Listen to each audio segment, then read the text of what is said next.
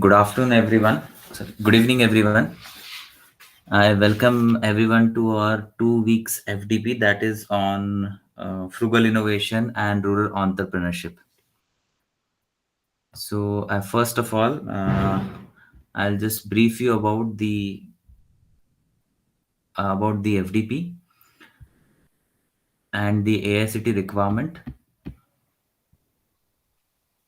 So this is the 2 week FDP. Week one will be starting from today itself, that is 7th to 12th November, and it will be online session. The timing is 7 to 9:30 p.m.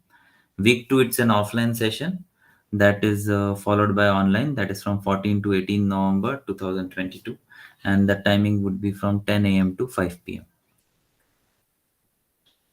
So, as per the AICT requirement, participants will get the certificate after completing certain mandatory requirements from the AICT. That is a continuous compressive assessment. So, it will be uh, divided into six parts. That is attendance, then the two MCQ test, one MCQ test at the end of week one, second MCQ test at the end of week two.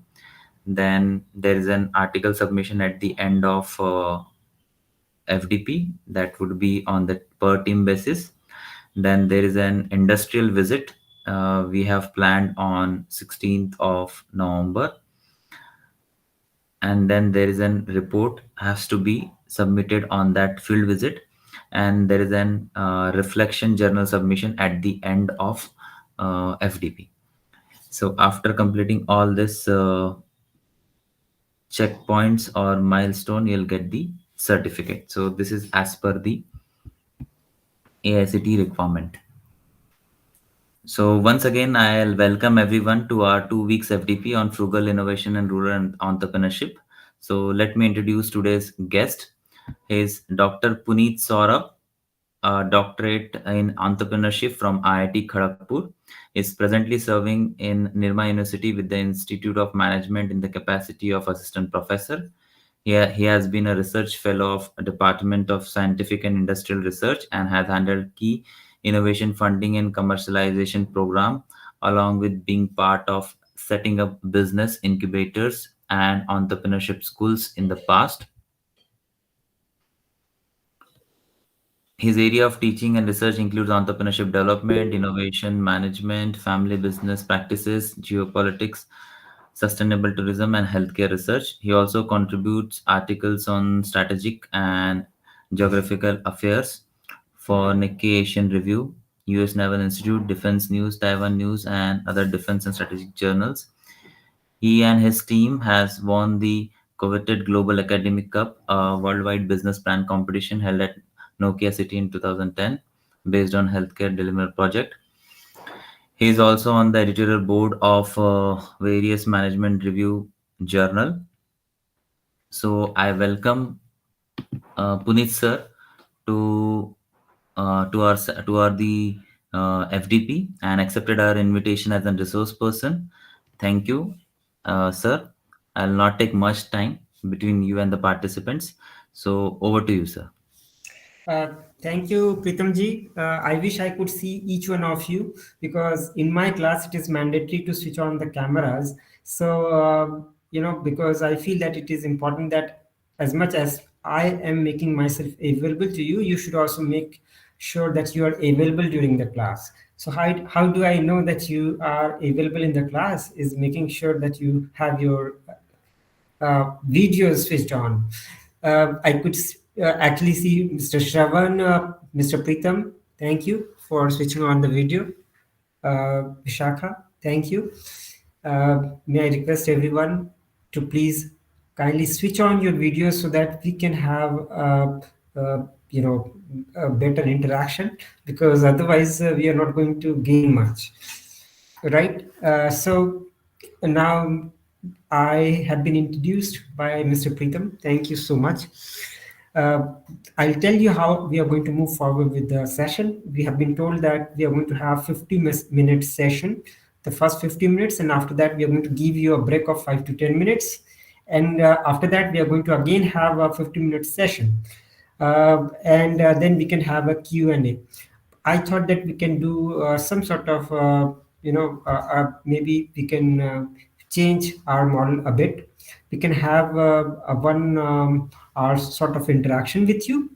I'll move forward with showing you certain clips, certain videos as well, so that your learning becomes more so that we can have a better sort of interaction. And given the fact that we are starting the session at 7, I understand that you must all be really very busy and a bit tired as well, having had to work in the day, and then attending the session is a bit difficult. And this is the time when you actually are into a lot of other things, including including other activities as well as cooking as well, for the ladies and gentlemen out here who enjoy cooking.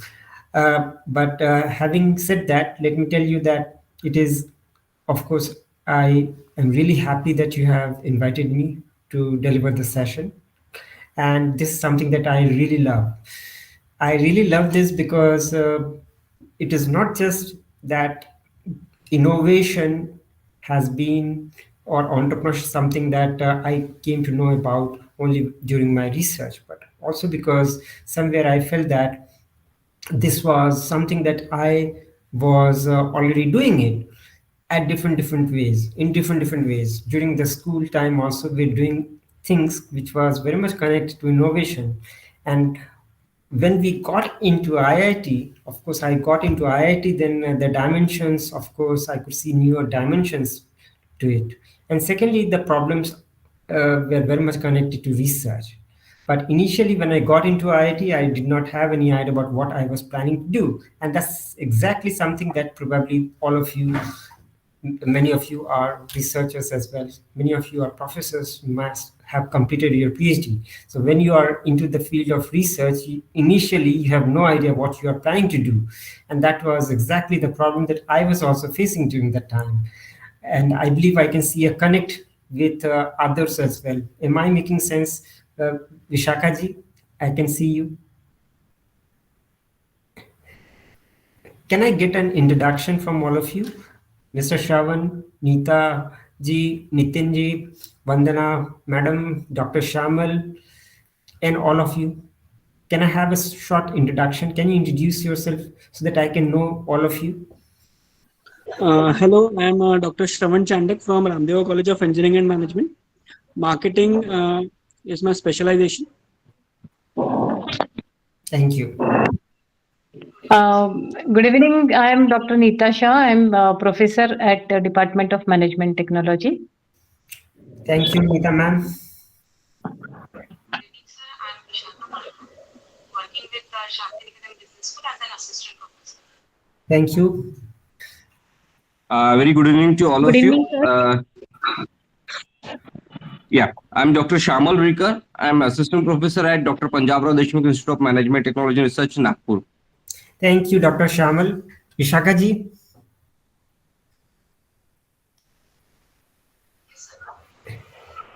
Yes, kindly introduce yourself, madam. Good evening, sir. This is Vandana Gandhi from Ramdeva College of Engineering and Management, and my specialization is finance. Thank you. Thank you, Good Vandana. evening, sir. Good evening, sir. This is Dr. Vibha Bhusari, Assistant Professor working in Dattamegi Institute of Management Studies. Thank you. Hello, sir. I'm Prashant Sajid. I'm working with Ramdeva College, and my area of interest is finance. Thank you. Good evening, everyone. Myself, Dr. Hemant Bavurkar, Assistant Professor in PDMTR. Thank you, Mr. Hemant. Good evening, sir. My name is Professor Amir. I'm working as an assistant professor in Shri Ramdev College of Engineering and Management, and my area of specialization is marketing. Thank you, Professor Khan. Well, yes, Mr. Manohar. Yeah, this is Professor Manohar Gulai from GH Raisuni University, Saikheda. I'm holding the position of Dean IQAC. My area is electronics engineering. Great, thank you. Yes, Mr. Nitin. Good evening to all. You. Yes, Shubham. Yes, madam. Gunjal, madam. Yes, sir. Good evening to all. Myself, Sulbha Gunjal from Sangammer, Amrutvaini Institute of MBA. My area of specialization, finance or HR. Thank you. Thank you. And do we have any other person? Good evening, sir. This is Kanchan Tolani. I am a research scholar with Dhanwati National College, and my specialization is human resource and psychology. Thank you. Thank you, Kanchan madam. Hello, good evening, sir. I'm Dr. Sanjay Pokre from Ramdev Engineering College, EC Department, Electronics and Communication. Great. Thank you so much. We'll need you. We'll need you because we need to further the discussion, and we understand that there's a lot of things happening in the domain of E and EC. I believe you talked about E and EC, isn't it? Good evening, sir. I am Nitin Gurde from Ramdev Baba College of Engineering from Mechanical Department. Thank you. Welcome, welcome, and welcome to the program. Thank you so much. Do we have any other person?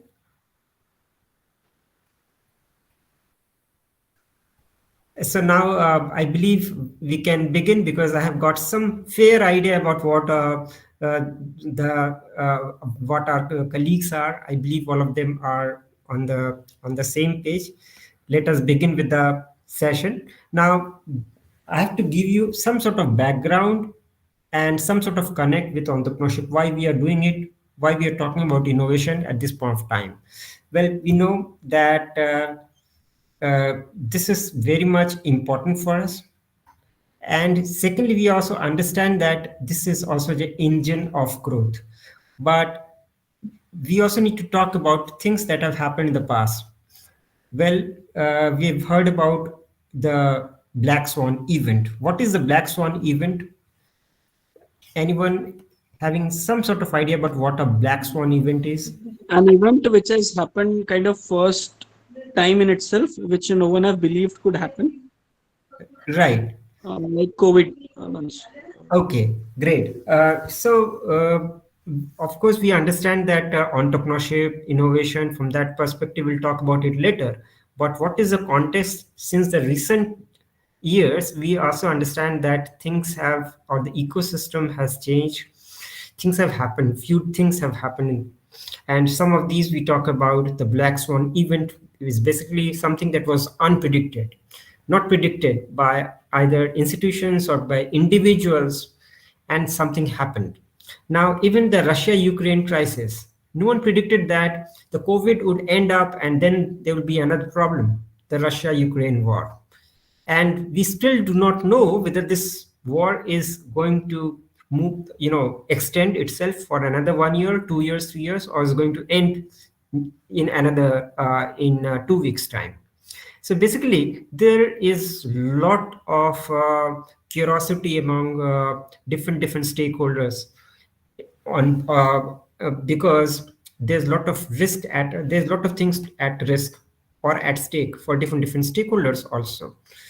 Now, to talk about entrepreneurship and innovation, I have to talk about from my own perspective. I joined IIT, as I mentioned, and from joining at IIT, initially I had some idea about getting into entrepreneurship. There I had had an initial intent to do a small industry management program. I joined there, and there I completed a session on entrepreneurship that was for close to 3 to 6 months and sponsored by institutions and banks.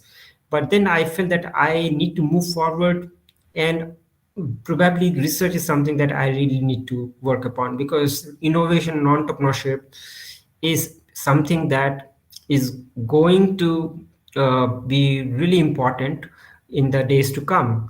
Not that at that point of time it was not important, but then I felt that when you are at an IIT, so you probably need to move forward with doing research in entrepreneurship. And I applied for my PhD and got into the PhD as well. And before I could finish off with the program, I had the joining letter, which helped me to get into entrepreneurship.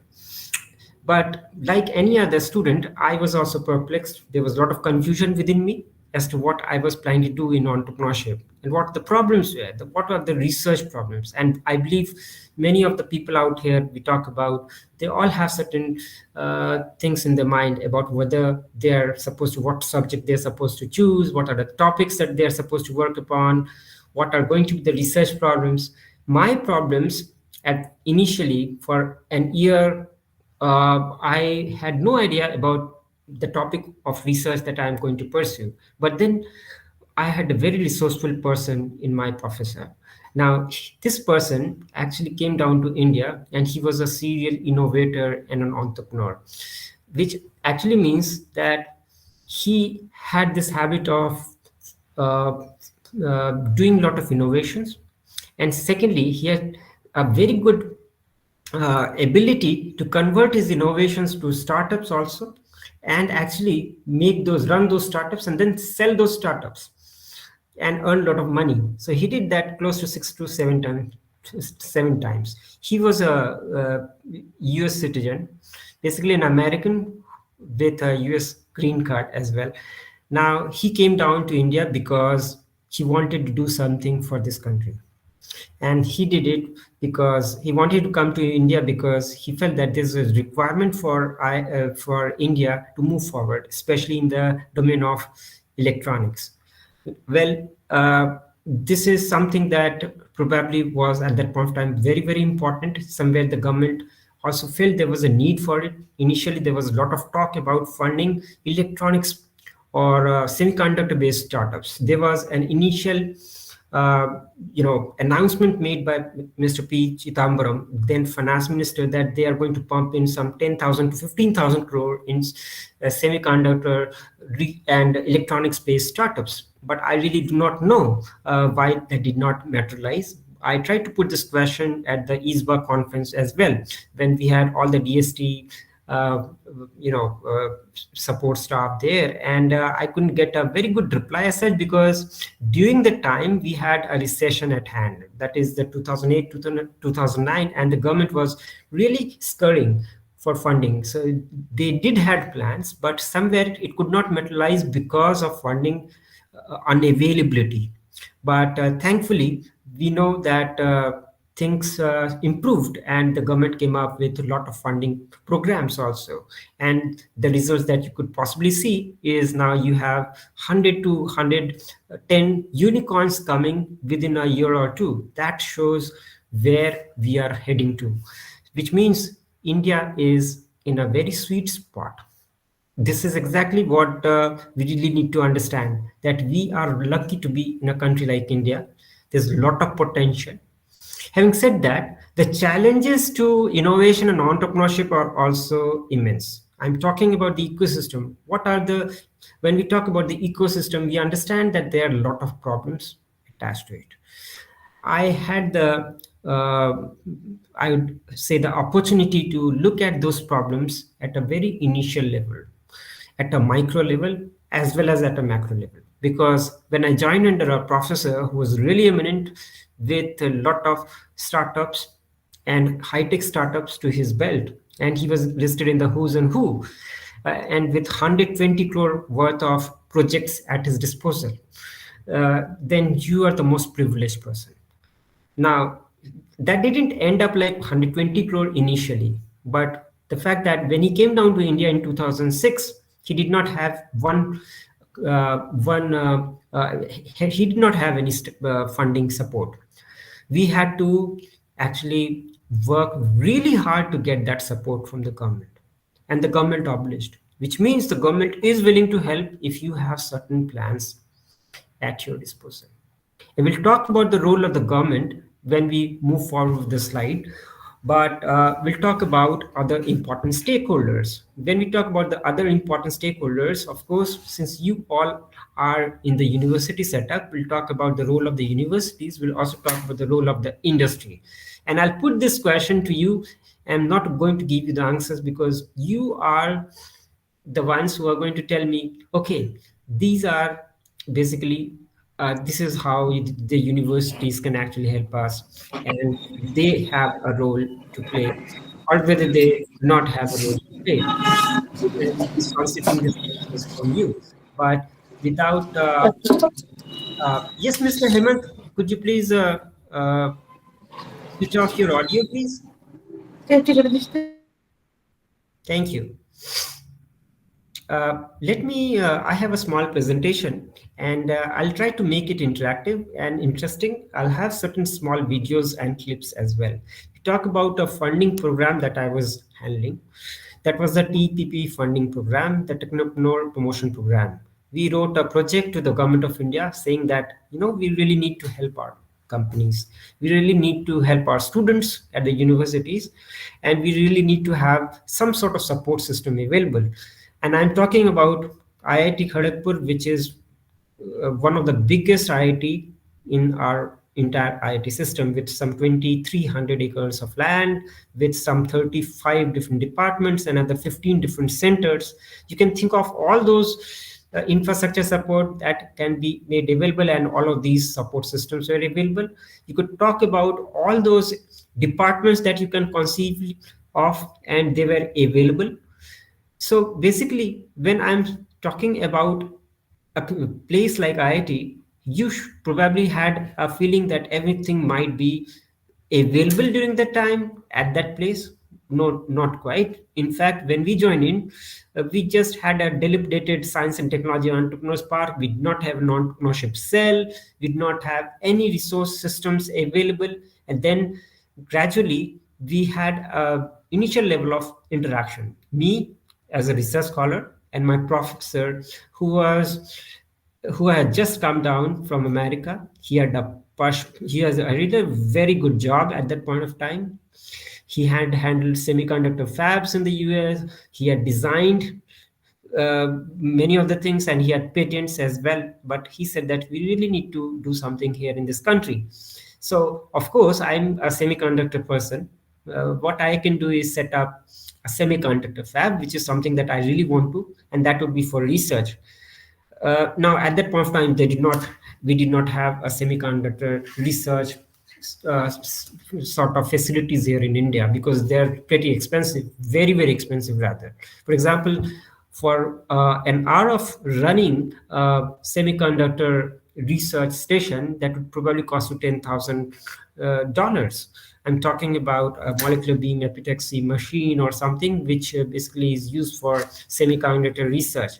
Now, really need to understand that at that point of time, when we're talking about some 15 years back, the government of India was thinking twice, thrice, 4 times whether they should fund a project which was as big as this, because a huge amount of money that was needed, and they needed to put it as part of project and fund to one single professor. That was unimaginable during that time, 2006, 2007. But of course, we as research scholars, a team of some 10 to 15 research scholars, we all sat together. We put some 2 years of our precious time.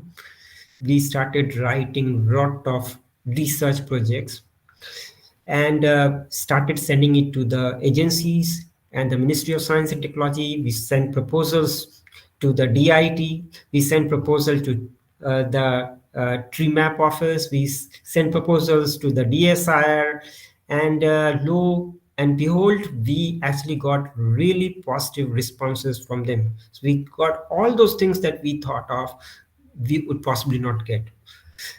So one thing that you might have been told that the government is a bit bureaucratic. Of course, there are certain truths about it. But having said that, well, you can still find some people out there who are thinking in the same line as you are. I'm talking about being really positive about things that are going to happen in this country, positive about individuals who are going to contribute, positive about all those future that is going to shape this country, right? So every time we send a proposal, it was accepted, and we were able to do a certain sort of very good job, because again, it all depends upon whether you really want to do or not. Ultimately, whether also you have the capability to do or not. Sometimes you need to build your capabilities also, just like an entrepreneur. There are certain gaps available, but you need to work on those gaps as well. So initially, we thought that we really need to support our students, right? And at different levels, we had the academic entrepreneurship setup that was required. We had the practice part of entrepreneurship, which was required. We did not have a fledgling entrepreneurship cell. We had to run the entrepreneurship cell. We started with the entrepreneurship cell to create entrepreneurship awareness, and then we also move forward with bringing lot of funding projects. So we also set up the TIETS, basically the Technology Entrepreneurship and Innovation Training Society, to support innovators and entrepreneurs within the IT system. We started getting funding from the TIDE, also from DIT, right? We got some support from DIT also. So overall, in 2 to 3 years time, we had gained a lot of prominence, and we had been able to create a lot of visibility in entrepreneurship, sort of practice-based entrepreneurship. We had started funding innovations, and a lot of startups started evolving, which actually means initially, if there were 6 to 7 incubatees at Science and Technology Entrepreneurs Park, in a period of 6 to 7 years, we could actually see the numbers rising to 107 or 110. So that was a big rise in the number of companies that were incubated in the incubator at that point of time. Now, because of the demand for incubation space, we thought that we really need to also increase the size of our entrepreneurship incubator. So we went to the government, and the government also obliged and provided us with a lot of support to set up those entrepreneurship parks.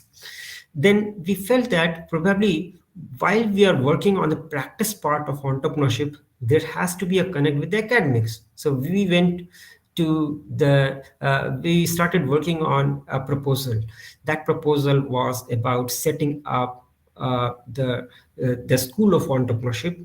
In 2 years' time, we set up the School of Entrepreneurship at IIT Kharagpur, which was one of the first IIT School of Entrepreneurship in the IIT setup. So I believe that no other IIT has a dedicated School of Entrepreneurship other than the IIT Kharagpur, which is something that probably I would be definitely happy because of the fact that as a researcher, I was able to contribute to the setting up the School of Entrepreneurship. But I was trying to give you some sort of idea about how we were trying to build an entrepreneurial ecosystem, and how probably you can think of setting up or building your own entrepreneurship ecosystem. You all might be having your own story. You must have come from different institutions also. But the fact is, sometimes we talk about the context, so you might be coming from universities with basic level of support, maybe. And I'm talking about something which basically, like, I'm talking about IIT, which has also got some upgraded level of infrastructure which is available. Now, when we talk about the resource availability, also the human resource and things like that, the funding support, which is generally available with the IIT system. But you could possibly see that those things, despite all those support systems that we talk about the resources that was available, even the finance that was available, all those important infrastructure were not available. We never had a School of Entrepreneurship. We never had a fledgling entrepreneurs part during the time. We did not have an incubator which was functional. So what was the problem all about? Was that about finance? Was that about resources? Those things were available. So what was the problem all about? Now, there were different aspects, right? And I'm also going to talk about what actually happened when some important people who set up those ecosystem, just left. this is very, very important. When we set up an ecosystem, when we set up an institution, what do? Do we make sure that they are centered around an individual? What is going to happen if suddenly this individual fades away? Something happens to this person. So the institution technically crashes. Are we supposed to build individual centric institutions, or are we supposed to work to build an institution which is basically very much process centric, not centered around individual, but structured so that if someone is, whether the person is there or not, the institutions systems will make sure that the institution survives. So we are talking about a system. The most important thing that we see around, whether it is at this in the past institutions or at my alumni institution, right, is that we are not too structured. We're not too structured around processes. We don't talk about, we are very good at setting up things rather, but when it comes to maintenance, or whether when it comes to actually doing the things, well, there is always a problem attached to it. And what is the problem is also very much centered around the processes. Somewhere we have not put in the processes.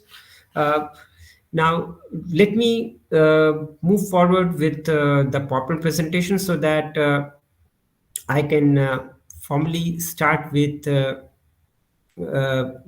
PowerPoint presentation. I can talk about it, right? So here it is. I believe that my screen is visible. Yes, sir, it is visible. Right. Now we gave you a background about innovation and entrepreneurship because you wanted to talk about the ecosystem. Now we also talked about the problems that might emerge within this ecosystem also, and of course there are always problems and there are always challenges. We'll talk about those things later. But having said that, let us know about what entrepreneurship and innovation is all about. Now, I am not giving you any idea or any definition, which is basically, of course, we talk about there could be so many definitions with respect to entrepreneurship. There are hundreds and hundreds of definitions. But these are the definitions that has come from National Knowledge Commission, how they define entrepreneurship from the context of India. Well, the National Knowledge Commission defines entrepreneurship as an application of knowledge, skills, and competencies, and or of monetizing a new idea either by an individual or by a set of people through launching an enterprise or diversification from an existing one with the aim to pursue growth while generating employment, creating social good and material wealth. Well, if you look at it, then this is probably the perfect sort of definition that we can think of, right? Definition of entrepreneurship. Well, let us also go through how National Knowledge Commission defines innovation as. Well, it's a process by which varying degrees of measurable value enhancement is planned and achieved in a commercial and professional manner. The process could be a breakthrough or incremental, occurring systematically or sporadically in an organization, and can be achieved by the introduction of a new or improved goods or service, and or implementing new or improved operational organization. And of course, when we talk about management processes with the aim to achieve an improved share in the market through cost reduction, improving quality and competitiveness. Well, I am quite sure you are able to connect with the definition of innovation and entrepreneurship from your own perspective. In fact, all of you can come up with your own definitions of innovation and entrepreneurship. In fact, I'd rather welcome all of you to give me a definition of innovation and entrepreneurship from your own perspective, rather. So any one of you, what according to you defines innovation? And that has to be your own definition.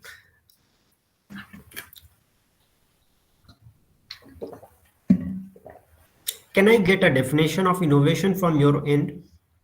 How do you define innovation?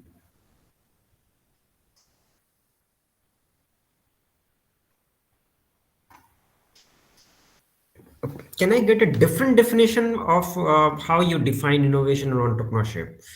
Maybe something new which is not mentioned here in this. Anyone? Or do you think this is self-sufficient?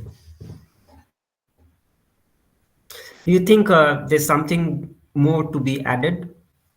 If not, then we proceed.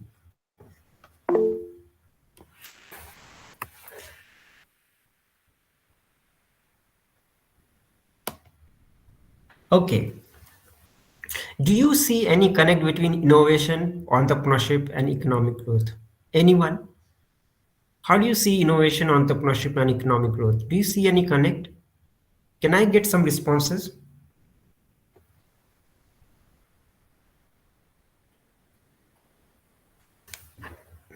Or maybe a verbal sort of response would be better.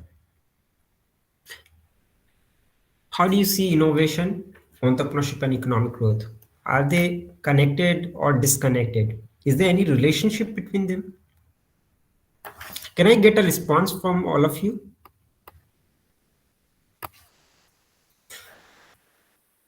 Am I there? Am I audible? Yes, sir. Yes, you're audible. Okay. So can I? Okay.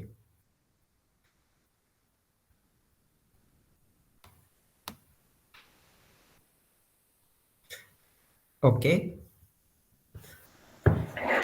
I'll read it out. Yeah. Entrepreneurship creates jobs and innovation creates entrepreneurship. So, an entrepreneur, for creating jobs, you need entrepreneur. And for the entrepreneur to survive, you need innovations. Great. So basically, you see it very much connected, Mr. Chandan? I'm sorry? So basically, you see it as a connected way. Absolutely. So there is a connect, right? Okay. So innovation and entrepreneurship are necessary for growth. Thank you, Mr. Shantanu. Out of box thinking, I think that was responded. That is what was referred as innovation. So that was the answer to my question. How you see innovation as? Yes, innovation boosts economy as there's a direct relationship. Yes, of course. So basically, you are right. There's a connect, and this is exactly what Mr. Lundvall, one of the researchers, he talked about. So he said that there's a connect between innovation and entrepreneurship to economic growth. So they're all very much connected. So if the governments are talking about promoting innovation, they ultimately are aiming at economic growth because they understand that without innovation, and when we talk about innovation, of course, they understand that there's a connect to the entrepreneurship also. Innovation for what? For entrepreneurship. And entrepreneurship for what? Ultimately, so that we can have startups. Those startups can end up as big companies, and there could be more economic activity, right? More job creation, and that will lead to economic growth. So eventually, ultimately, it's the country economy which is going to gain when we talk about promoting innovation. Now, at this point of time, we also talk about the role, we also talk about the context. The context that at this point of time we are talking about is the role of universities. Do you see the role of universities at any point of time? The role, what is the role of higher education institutions? Well, before that, let me summarize. Okay, this is what is all about. We talk about the knowledge system landscape and stakeholders, innovation, entrepreneurship, economic growth. And when we talk about the knowledge systems landscape, of course, there are some stakeholders, the industry, higher education institutions, the government, and of course, there are other silent stakeholders in the knowledge systems landscape. We'll talk about, I'll showcase a model that we developed, and that will give you some sort of idea. But having said that, we talk about different stakeholders of the knowledge system. What is a knowledge system? We really need to understand that, right? So let's try to understand what is a knowledge system.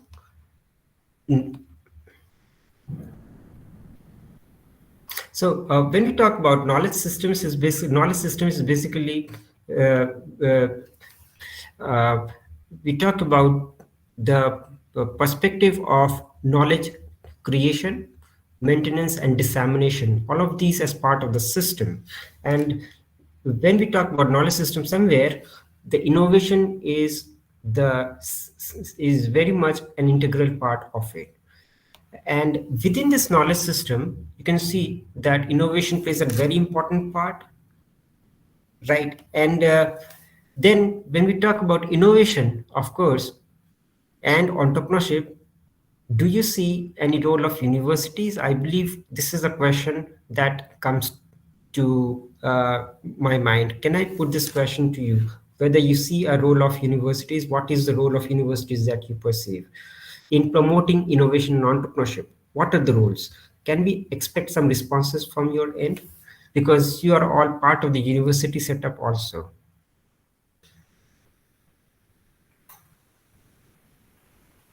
What is the role of universities, higher education institutions in promoting innovation and entrepreneurship?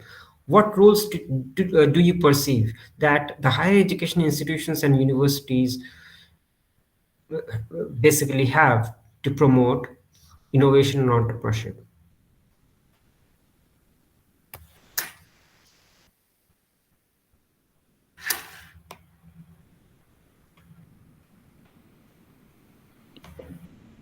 Incubation center.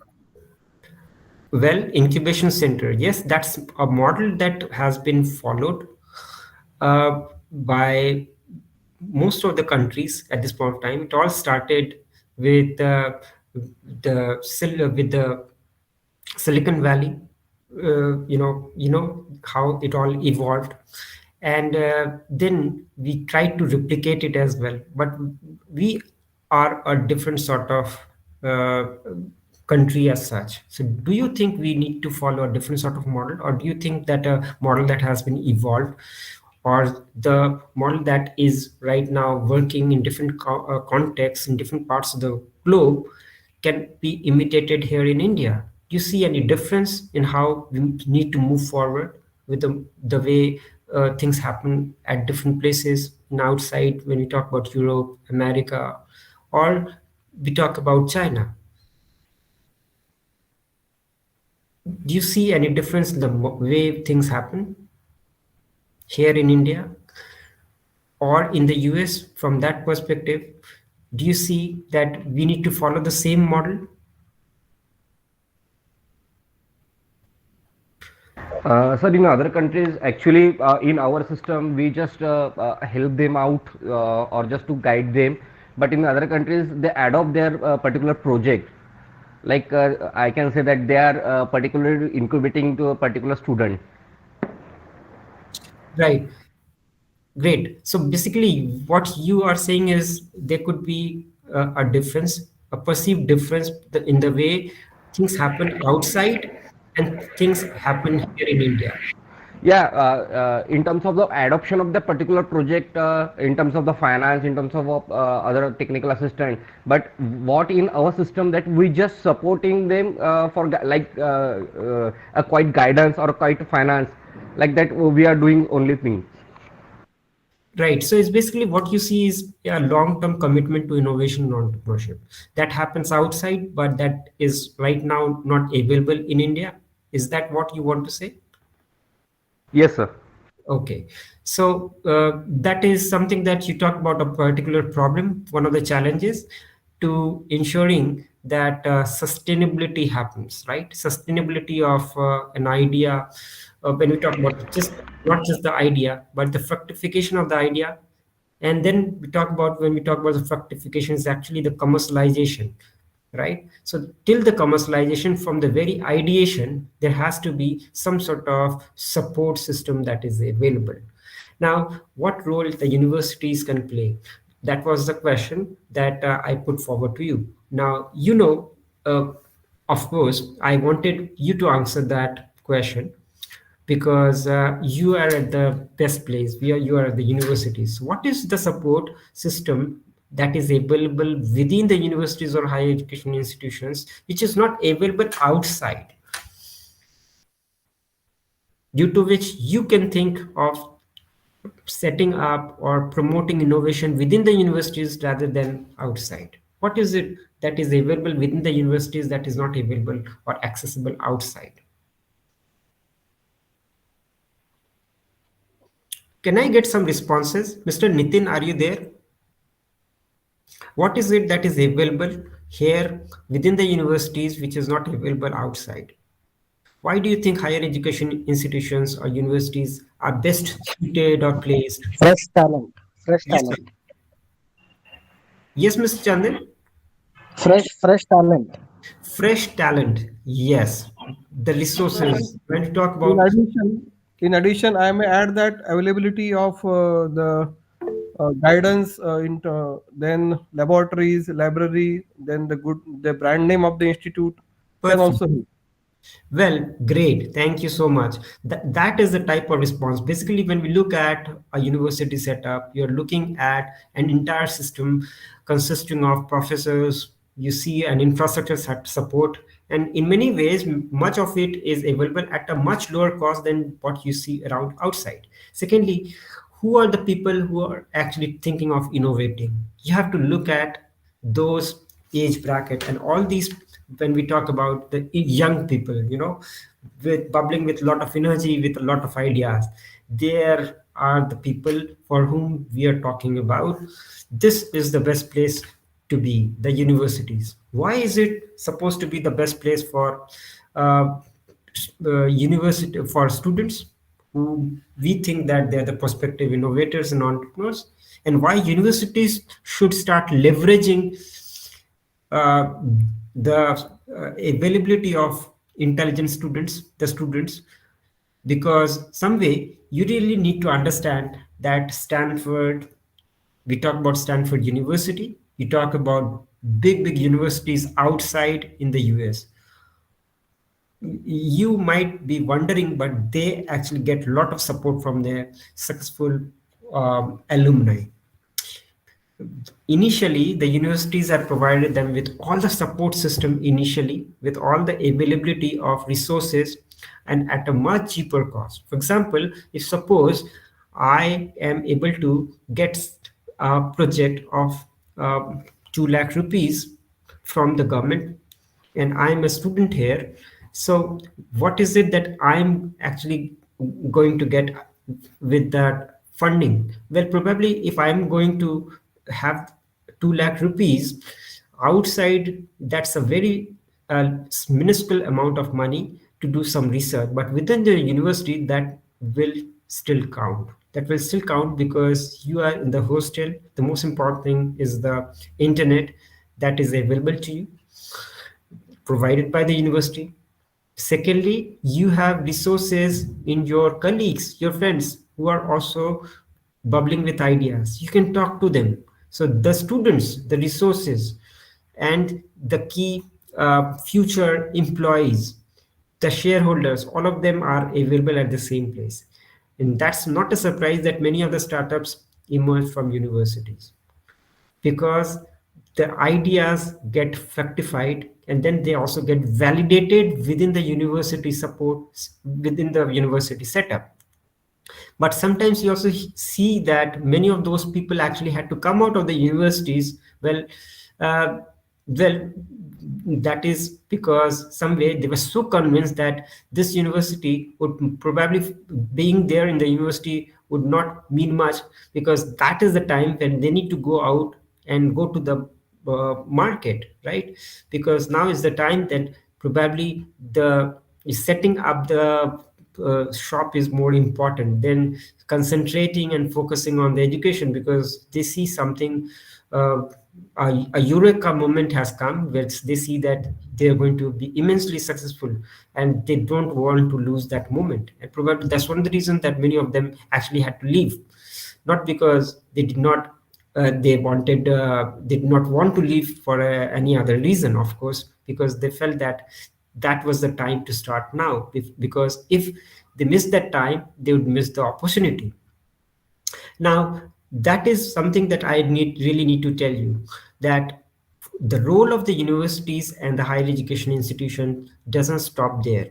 It is important because you have students who are bubbling with ideas. You are here to provide mentoring support to them.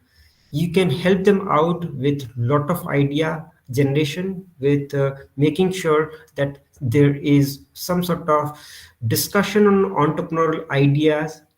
Secondly, the validation of entrepreneurial ideas. But beyond that, it's also about finance. The finance is very, very important. So what is it that you are planning to do to help them with the financing part? So probably one thing that can come out is setting up a business incubator and getting some programs from the government from the state government to support the startups. That can be one thing. But secondly, if what you can do is also getting more funding from your own university funding support system to support the business incubator there, to support the startup ideas, that can happen. Secondly, that has to start. This is going to ensure the sustainability, because when it starts rolling, then you can also see more and more people getting interested with more. Maybe you can also get some sponsors, because this is how we also started at IIT. Once we started with our funding support, that was at a very initial level, we also started getting a lot of sponsors who also helped us with setting up the entrepreneurship school. In fact, we were able to set up the School of Entrepreneurship with one of the funds that was contributed by the alumni. But I understand there are certain constraints from other smaller institutions who might not well be so much, they might be having certain limitations rather. And secondly, we talk about network. Why it is important that we build upon a network. A network is important because ultimately that is also going to sustain not just the incubation facility, but also going to sustain the startups. Secondly, network is also going to help you with raising the finance, whether you're talking about getting more investors to come and sponsor or support the ideas, right?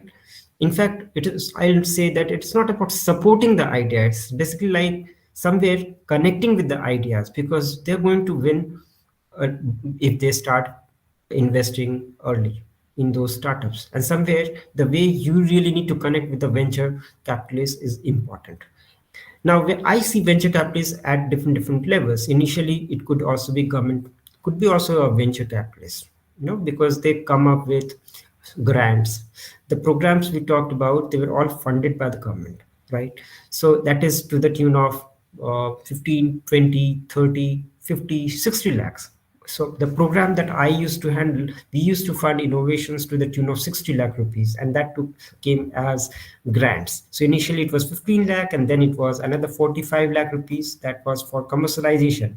And the story is also, I'll be able to give you some insights about how things used to happen. But the fact is, somewhere you really need to start with. That will help you move forward. Now, let us move forward with, we understand that there's a role of universities, right? Now, we talk about frugal innovation. Somewhere this was also one of the important contexts and the important perspective that I was supposed to talk about. Frugal innovation, we really see it as jugaad here in India, right? So the definition of frugal innovation, now why we need to talk about frugal innovation somewhere, is basically like simplification. It's the process of reducing the complexity and cost of a good and its production. So at an initial level, we also supported ideas, basic ideas. We basically like gave some funding which was at a very initial stage of 25,000 rupees, 50,000. These are all like proof of concept ideas. So can our universities provide that support through its own fund? Maybe a support system can be set up where we can provide some support of 25,000 rupees, 50,000, 1 lakh rupees, 1,50,000 rupees, or 2 lakh rupees. For example, here in Gujarat, you have this SSIP scheme where you can actually fund your students with 2 lakh rupees worth of support. So we have this quarterly presentations of student ideas, and every time we fund some 7 to 8 startups across within the universities. So in a year, we are able to fund 25 to 30 startups. So what we are actually looking at, if we are able to fund 25 to 30 startups with initial amount of 2 lakh rupees, and that money comes from the government, then probably if 2 or 3 of those startups are end up growing into big companies, then our job will be done. We will consider ourselves as successful. Even if there's a 1% chance of success, we'll consider ourselves as successful. Now, I will consider myself as successful because out of the 50 innovations that I try to support, and these are different ideas, I'll show you some of those products that were developed. Not all of them were successful. In fact, just 2 of them were successful, but these 2 startups were eventually able to generate some a lot of employment. Some they ended up as a 1,000 crore company. Now, one of them, again, another company ended up getting into really big sort of. It actually ended up becoming one of those top-notch innovations and a startup that was looked at in the US as well. Now, I'm going to talk about and probably show you some ideas as well at in some time. But we talked about frugal innovation. The thing is, in India, we call that jugaad. Do you think jugaad technique is something that is basically should be promoted? At an initial level, that's perfectly fine. But what about the next? We are, it's 75 years since we are now independent, right? And there have been a lot of new developments that have happened. We have crossed a mark, right? And we're trying to compete with the outside world. But somewhere, we really need to understand that China has leapfrogged ahead of us. How it has done that? Somewhere we have missed the manufacturing bus. Of course, we should talk about jugaad. It is very important. It is important because when we talk about awareness about innovation, from where are we supposed to begin? We should start with at a very initial level, frugal innovation.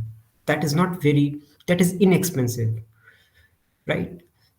We can start with it, but then at a little date, we really need to put it in a very systematic way. So we are talking about system driven innovation, and that will require funding, that will require a team, that will require a lot of systems. Then only we can think of an innovation which can be accepted by the world, which can make waves around the world, not just within India. So, yes, I am supportive of frugal innovation at an initial level, but this is something that needs to be more structured. Now, we talk about the role of different stakeholders. We talked about different models existing. Now, the role of the higher education institutions, the universities, we discussed about it. So how do things happen?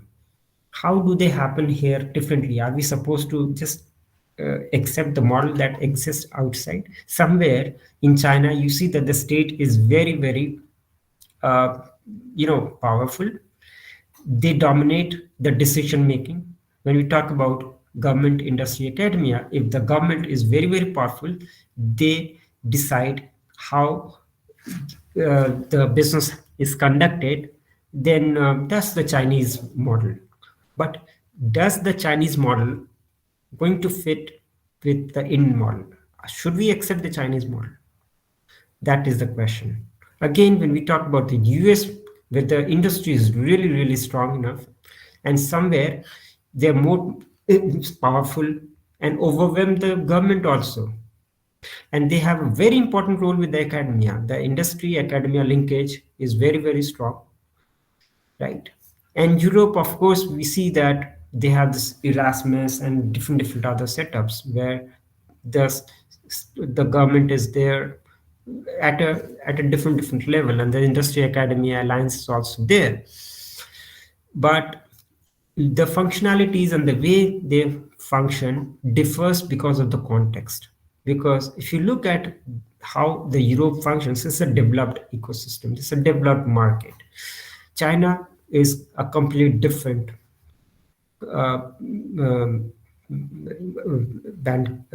China is a completely different case in itself. US is a different case. What should be the model that we need to adopt for India is the question, because we have a completely different demography, we have a different context, we are still developing, we are not as developed as the US. So somewhere you think that probably we need to have a completely different interactional model where the government industry academia has to work. So we'll come to that model later. Now, I believe that we talked about the ecosystems, right? Now, we also talked about the role of the government. If you know what is the role of government in innovation, ecosystem, and entrepreneurship development, right? So, what is the role of the government? Probably some of you can tell us about the role of the government, and then we can discuss about it. Where do you perceive the role of the government comes? This is the question for you.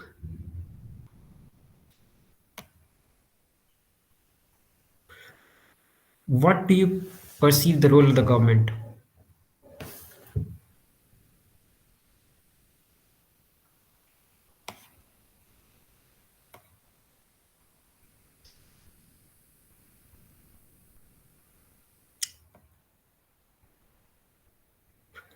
Okay, great. Provide support, create an ecosystem that promotes entrepreneurship. Well, great. Guidance. Thank you. So the government's role is very, very important. The role of the government is important because it is the prime mover. It is the prime mover because somewhere we really need to understand that the decision making, the policy, all of these happen from the government's end. And hence, we cannot do away without the government. But somewhere we really need to understand, or maybe the government also needs to understand, that their role has to be limited. They cannot be there everywhere. So probably one of the reasons that you see that the government is trying to come out of certain things and rather give it upon the players to do the decision making, do the needful. Rather, it doesn't have a role to play in many sectors. You see that the government is acting outside. But having said that, the role of the government is important because somewhere it's not just about policies, but it's also about the fact that they also provide funding support, and that too at an initial level, because our support systems are limited.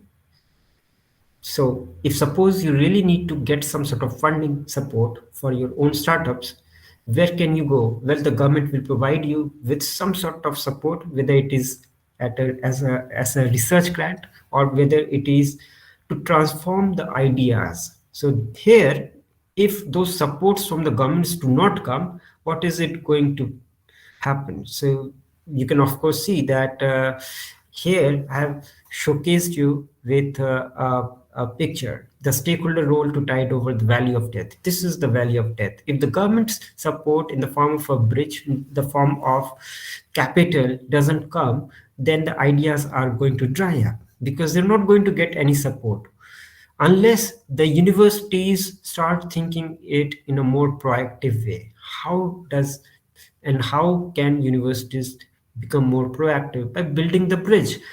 Some expectations are of course there for the government, but somewhere the universities, if they think that they have a very important role to play in building an ecosystem, and tomorrow they're going to leverage that benefit, then they should think of building that bridge.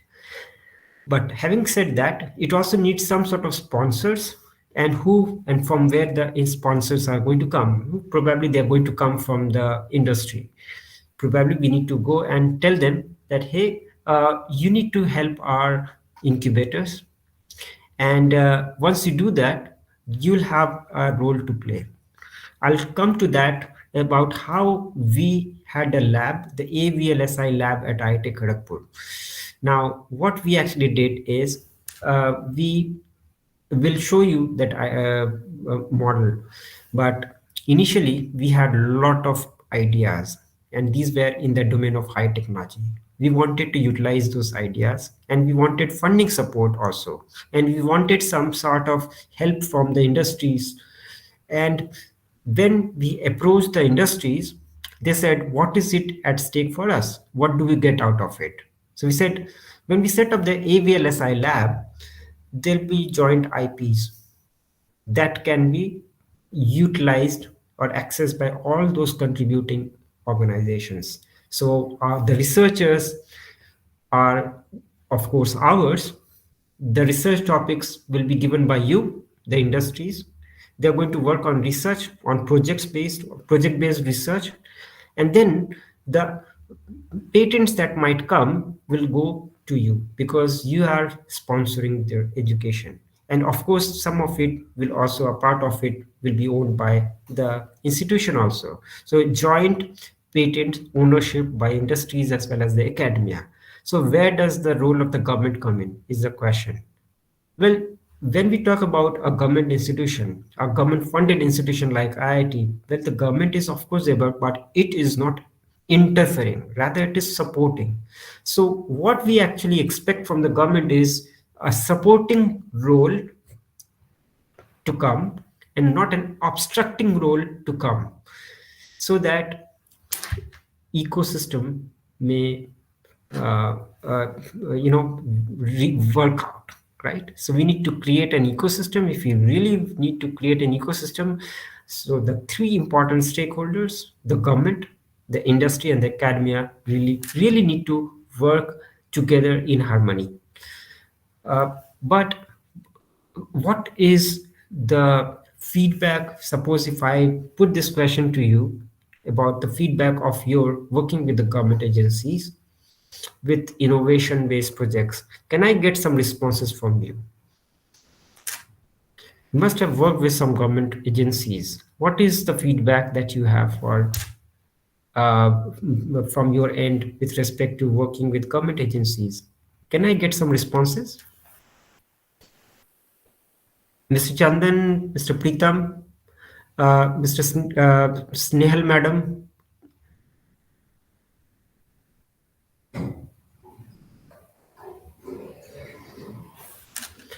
Have you worked with some government agencies on project? Can you share your experiences, Mr. Nitin, Mr. Hemant, Mr. Shantanu?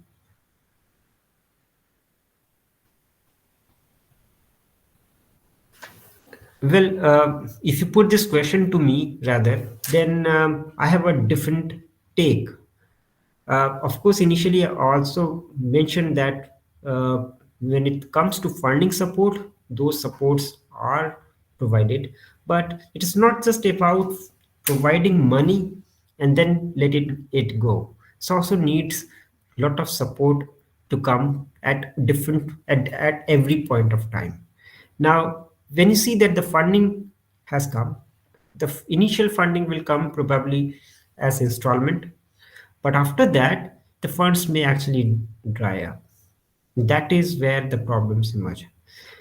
And then there could be a blame game. The blame game could be because you are funded by your university has a support system and incubator funded by the government. Now there will be issues from the startups. There'll be issues from the innovators, and you are supposed to take those issues and get it sorted out, right?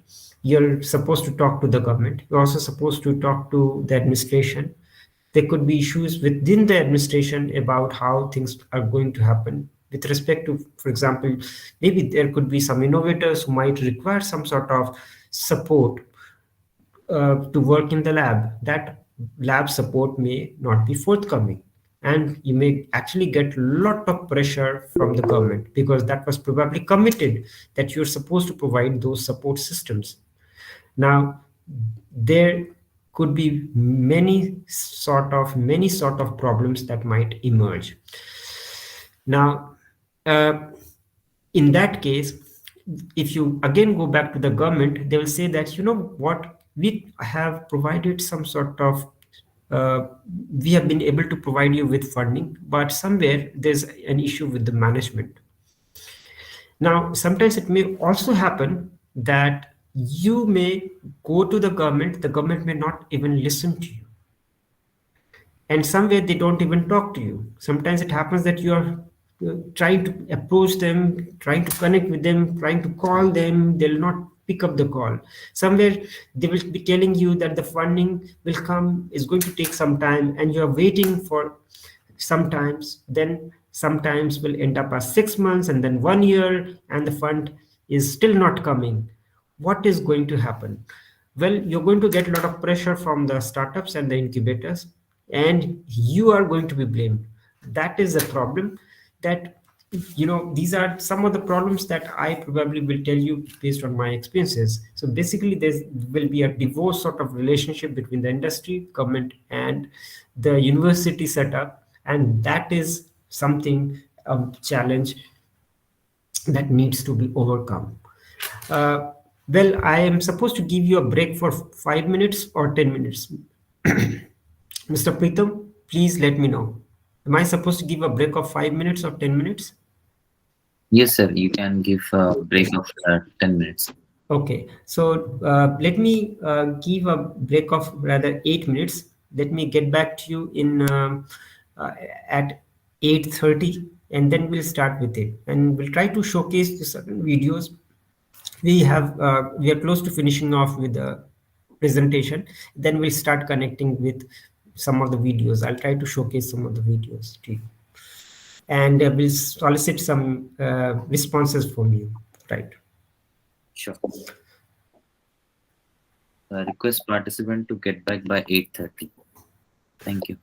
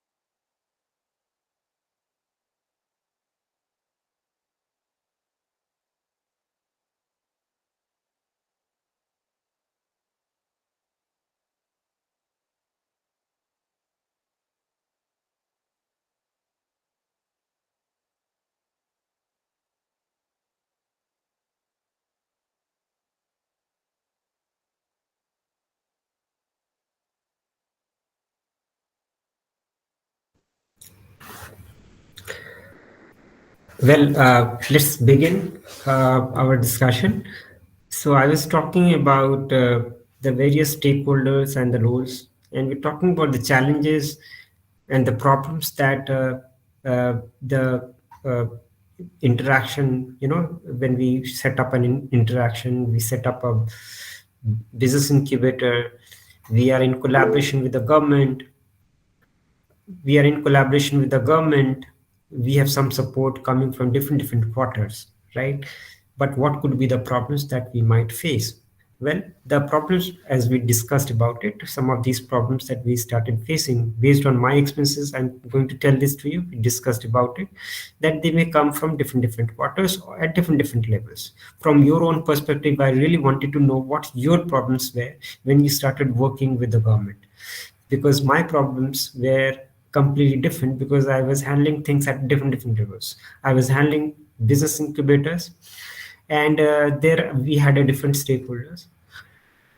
Then we had some funding programs which we had to work with some different scientists of different categories, category C scientist, category very highly designated scientist, F designated scientist. But it was very difficult to interact with them at one point of time.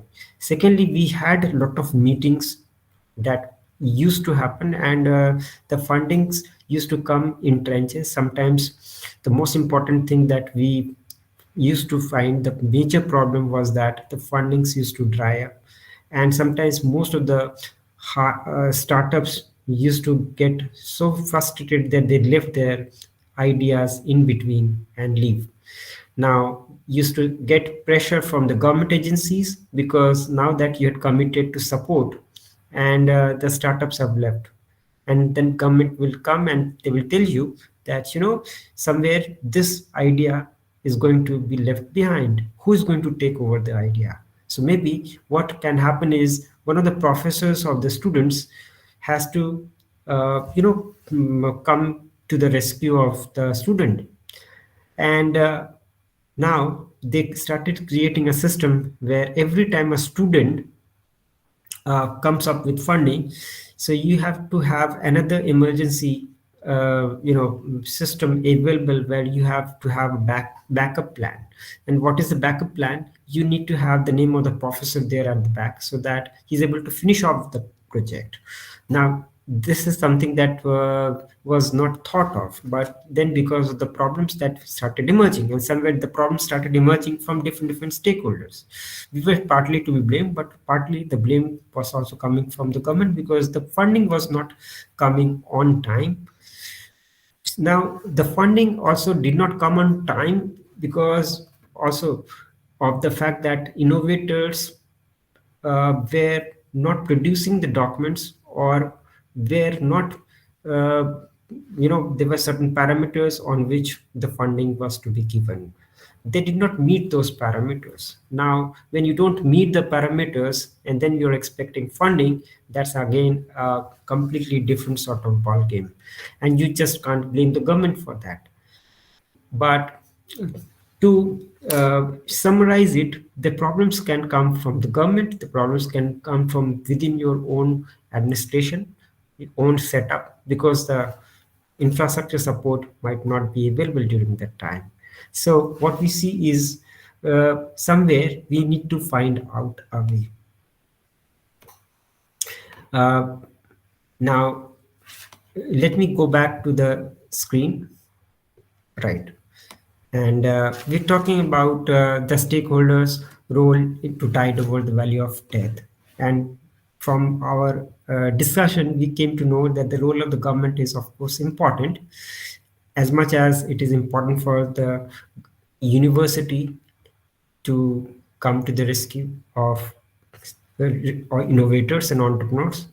Secondly, it is also important for all the stakeholders to work together.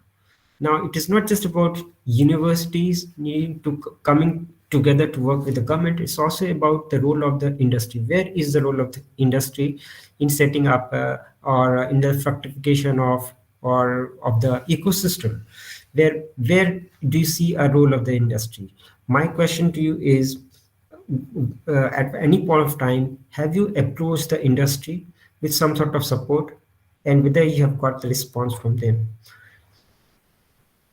My question to you is whether you have approached the industry at any point of time, and what was the response that you received from them? Anyone?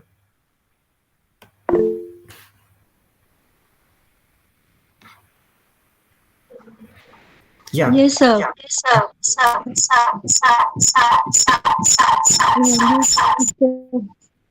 Hello. Yes, Dr. Ujjola. Yeah. So I'm from Government Polytechnic Sakoli. Sakoli is the interior place in the city Bhandara. Right. It is a rural part and a Naxalite part. So, being a computer teacher, I find difficult to contact with the industry because there is no such industry. And main issue is that the student cannot go to the cities. They are residing in the interior part. So while in plant training or any incubation, we find it difficulties to contact with the industries. Right. I'll empathize with you because that's some very similar sort of my own experience also in very similar line. So we want to get some sort of feedback from the industry because our students have worked on certain ideas, and we want to get some feedback, but those feedbacks have not been forthcoming. Suppose we also need some expert sort of mentoring from the industry partners. That doesn't come often. So those things also happen, right? So when we're talking about role of the industry, well, of course, saying is a different thing, and actually experiencing is a completely different thing. Mr. Naveen, you have something to say? Good evening, sir. Mr. Naveen?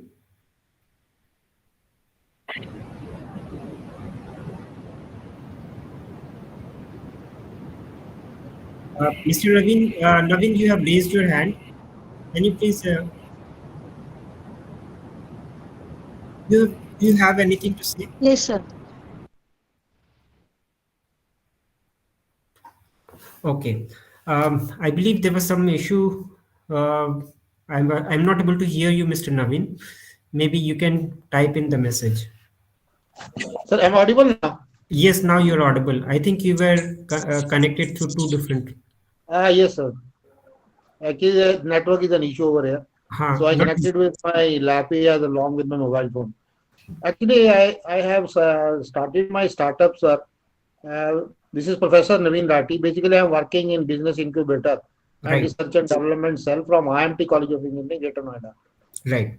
Actually, my background is also from industry, so I've been working with Asian brown berries during my starting tenure of almost 15 years as a project manager. Right. But when I approached the industry with the same sort of background to my credits, and I want to run up the show in case of the healthcare devices, Right. because I was the basically the maximum sufferer during this pandemic. I have gone to ventilator. Oh. So this has put me to go for this asthmatic attacks and all. So I thought of to design this asthmatic inhalers to make them more smart. With my knowledge, what I've taken from ABV and all. So I thought better to move to the industry first. So I have approached the CIPLA, I approached Lupin, but their again their questions were how many of the people are going to purchase this, because they are already designing such inhalers. So I told them, sir, these are your drawbacks. These are your drawbacks. Person has to run. Kids are being deprived of the physical facilities and all because of these asthmatic attacks.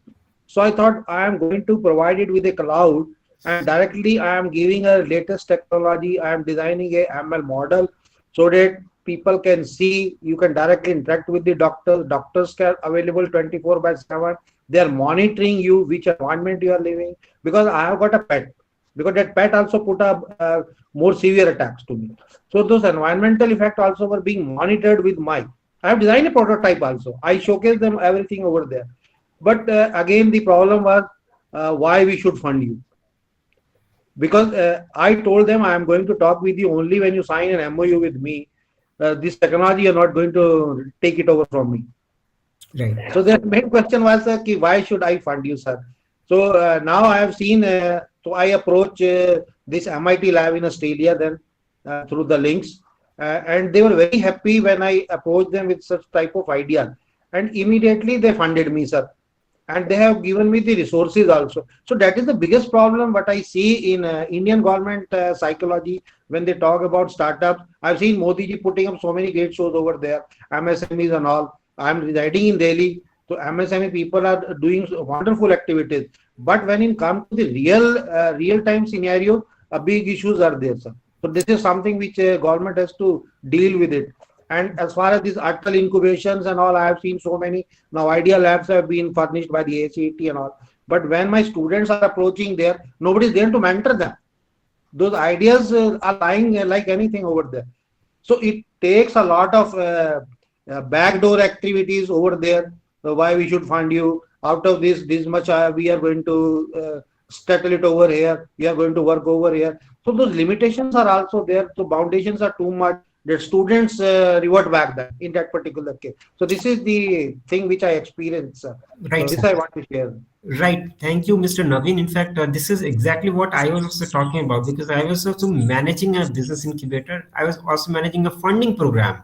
So you might be having some sort of, feedback as a innovator as well as an entrepreneur. But when you come down to an innovation manager, right, so you have a completely different perspective. You come here expecting some support from the innovation manager, and at an initial level we also are able to provide you the hand holding that is required.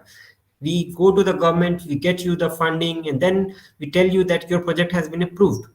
The problem is when the projects all starts, because you are the key person as the innovation manager. You are supposed to talk to the government officials. You're also supposed to interact with the administration, and administration has its own way of doing certain things. I'm talking about the university ecosystem, the administration. Then the innovator's perspective and the entrepreneur's perspective, that may also be a hurdle. I mean, the way they do things could also be a problem. Some way, you can believe in me that I tried calling up innovators multiple times, they never picked up the calls. That used to happen to me. I used to call if I am a very proactive person, I will do those calling. I used to do that, and I have my experiences to share as well. So one thing for sure, that I'll not take any person's complaint lying, right? And if someone approaches me, I'll try to find a solution to it as an innovation manager. That is very, very important. So I'll approach the government on the behalf of the innovator and entrepreneur. But sometimes these problems may be so complicated that they may not be solved immediately. Sometimes it may happen that they might have some issues. They may, because many of those, or most of them, are students, and they're worried about the finishing the project. Now, what happens if the government delays the funding of their startup or the prototype, or if the prototype development is just happened midway, it has approached midway and it has to be completed, and they thought that they would be able to complete within the fifth year time. Now, if for every 1 year delay, they have to spend that additional time within the university may not agree to it. What about the placements? They might have thought of placement, taking the placement after finishing the product development. Some way, if the procrastination from the government keeps on happening, those things will impact, and they will impact the students to such an extent that they may leave the projects and go. Then what will you do as an innovation manager? Your comments were also very, very, I'd say, bullseye, right? Because I felt that they are very much connecting to my own thought process as an innovation manager also, because these are exactly the same sort of feedback that I received. These were some of the apprehensions that that actually came true. I heard those comments from the innovators also. Many of the innovators do not pick up my call. They some way blame me for those things. Somewhere I thought that maybe I should not be blamed for it, for the mistakes others have done. But somewhere you are to be blamed because you are the ones for the innovators. You're the world for the innovators and the entrepreneurs. So it's a very tricky sort of situation when you're handling things. Now, why we are talking about the network? Network is important to ensure that and not just the network, it's also about project management. Somewhere all of these are very much related. How do you ensure that all the stakeholders work in harmony? And that's what we talk about, the importance of network.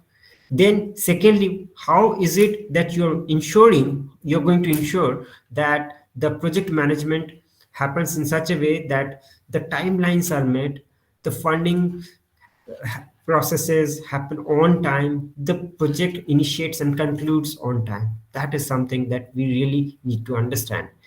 And we really need to understand, because otherwise we see many of the students, many of the innovators and entrepreneurs who have turned, or students who have turned innovators and entrepreneurs because they had an interest in entrepreneurship, getting into the entrepreneurship and leaving midway and never getting into the field of entrepreneurship again because they had a very bad experience.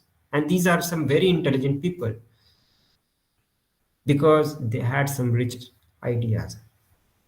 So whatever things we do as an incubator, right, it is important that we need to understand that the time of our stakeholders matter. Secondly, we also hope that the government agencies also take note of this, that the innovators, the universities, all of these are playing an important role, and their time also matters, the resources also matter. Somewhere we also need to understand that all of these has to happen in harmony. We talk about bringing an element of harmony because this is where we generally fail. We set up a project, but we are not able to take it forward. I'll tell this to you because many of the projects you talked about, many of the things that you talked about, I could connect it with one of the project, the tree map project, technology management and refinement program, that was funded by TIFAC, and I was also managing it. And what was the job of tree map center? The job of the tree map center was to ensure that the ideas that have been developed, they get some sort of, they are we are able to attract some sort of leverage from the industry, and they're able to buy those ideas. Now we are supposed to help them out as a a support system to ensure that there's some sort of negotiation that happens, that the innovator doesn't lose in terms of money, gets the the valuation that is required for the idea that he or she has developed. But that never took off. The program was closed. The project that we talk about, the TPP program, initially we had some 37 centers. At this point of time, there are 8 to 10 centers all over the country. So it has been reduced from 37 to 10 centers. Why that has happened?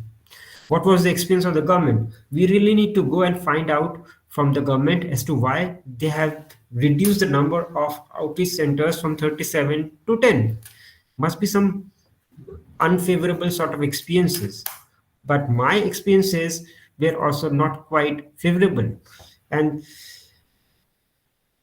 I would still say that despite the fact that my experiences were not favorable, I would still prefer and recommend the government to move forward with supporting and setting up, or in fact, if there is a required, doubling the number of outreach centers from 37, forget about those 10 which are existing, 37 to maybe 80 or 90. Why? Because that is a requirement.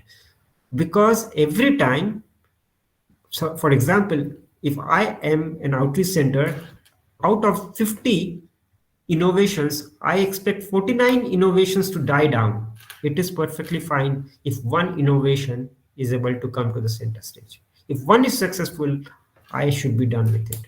So if there are 80 TEP outreach centers or 80 outreach centers or incubators, if they are successful in supporting one company to become a big company, then I'll say that they're successful, and that is going to return the favor to the government in terms of I'll say creating jobs, in terms of economic growth.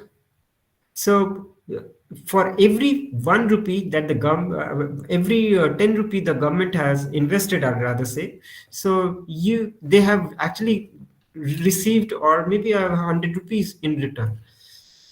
So this is a win-win sort of situation for the government.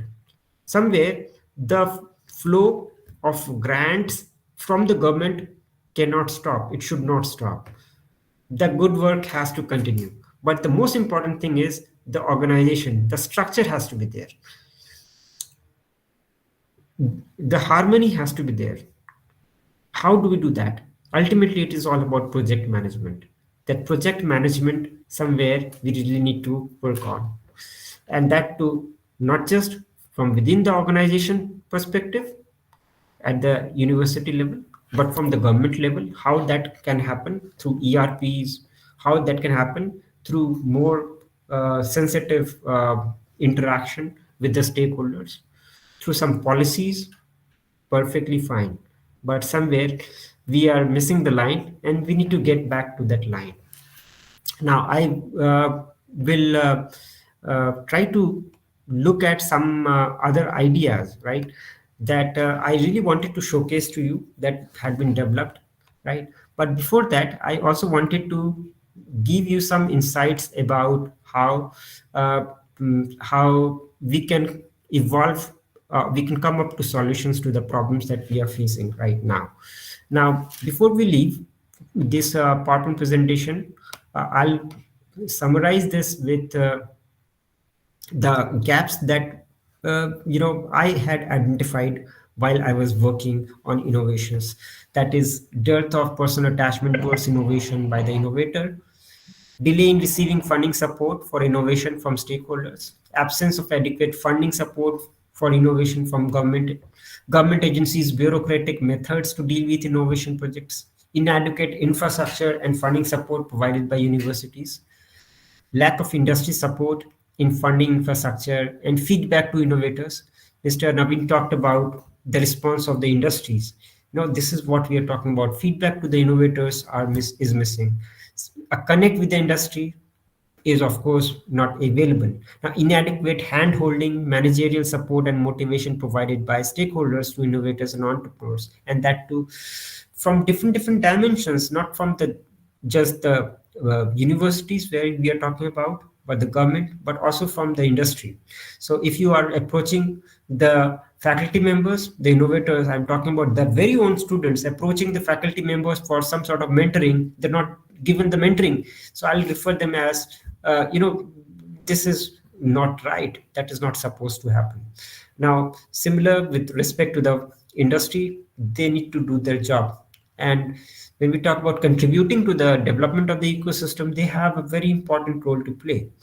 And somewhere they are also responsible for it. They should not see startups as their own competitors. They are supposed to see startups as someone who is going to complement. Tomorrow, they might need certain tools. They might require certain parts. Where are these parts going to come? Are there probably the most important thing is, and the easiest thing is to import it from China or some other countries. But what if a local company is available to support because they are able to produce those equipments? But how will those companies evolve unless you support the startups is the question. So somewhere we really need to see a connect. The industries need to see a connect that we need to set up or support this. What we see currently in the defense sector is we are talking about Atmanirbhar Abhiyan.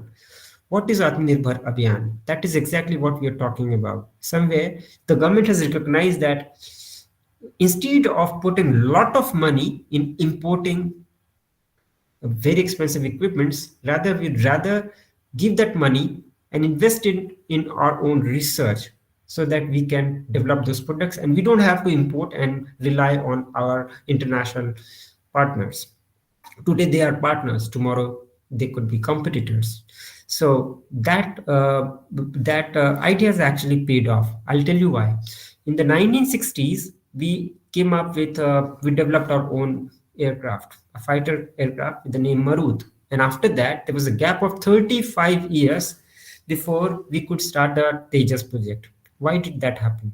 Somewhere we missed the bus. That good work should have continued. If those good work would have continued at this point of time, could see that if they were, it was a plan of the Indian Air Force to have 44 squadrons of fighter planes available.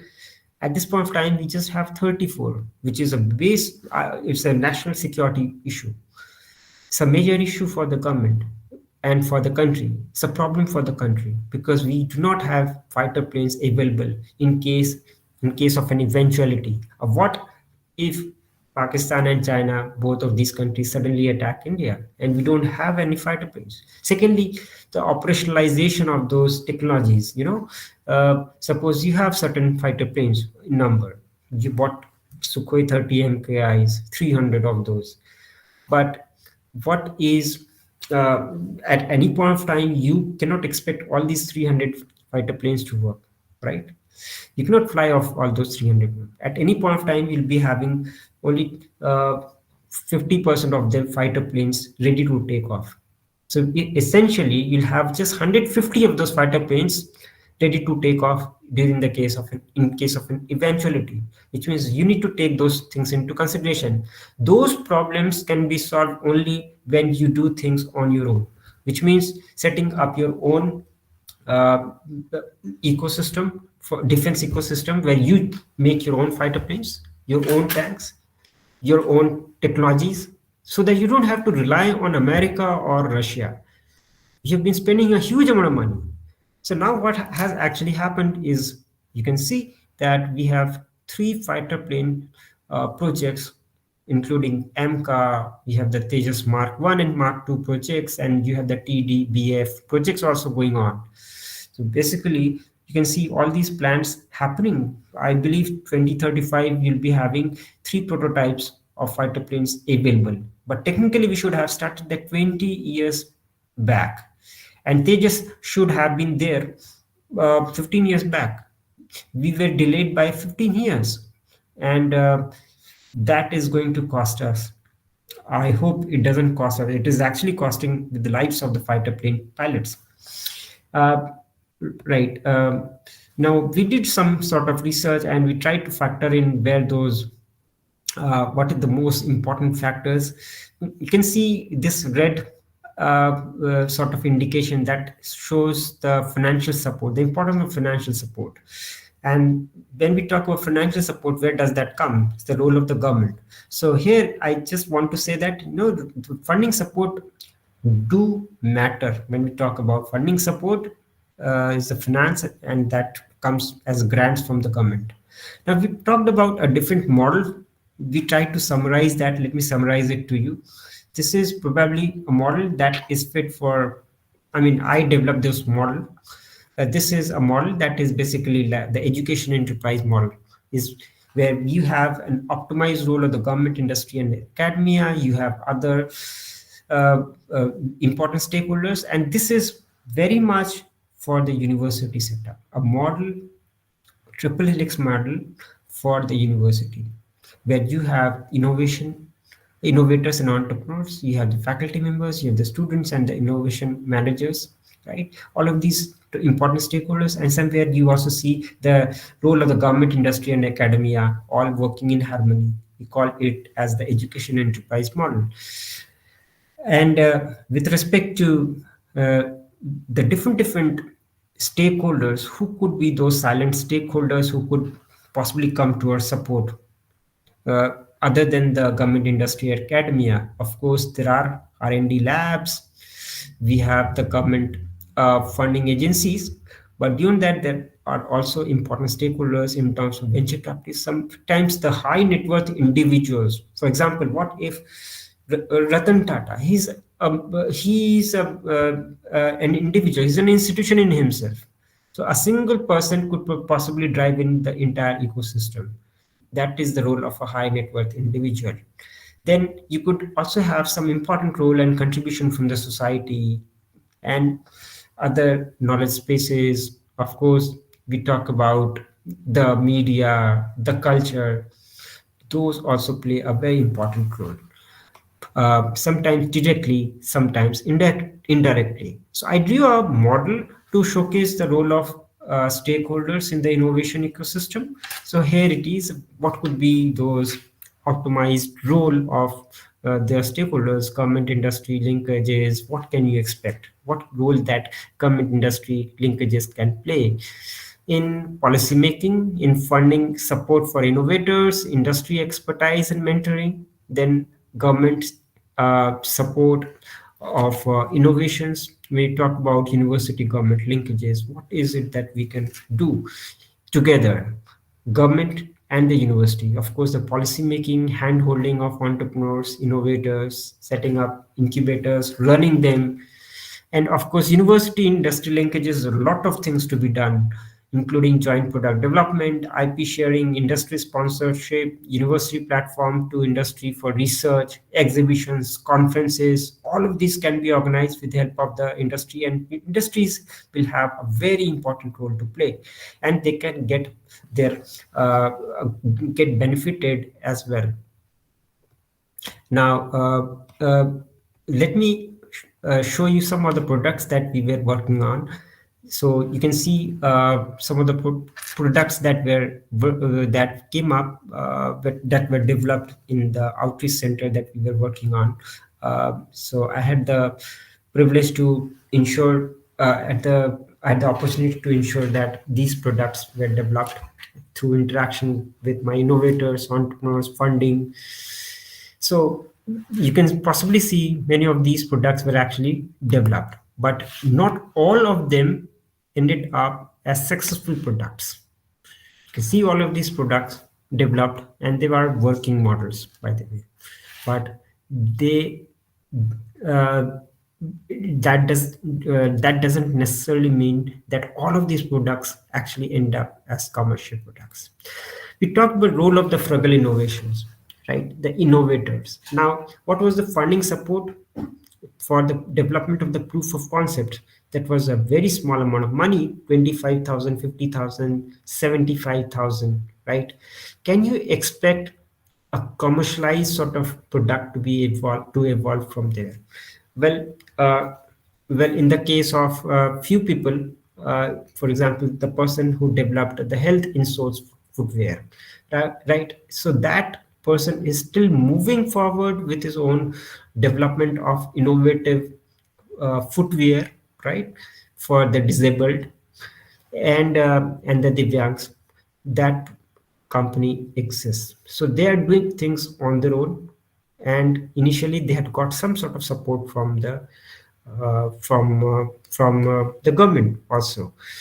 Now, many of these people who initially developed these products are no longer developing the same or are part of the same products.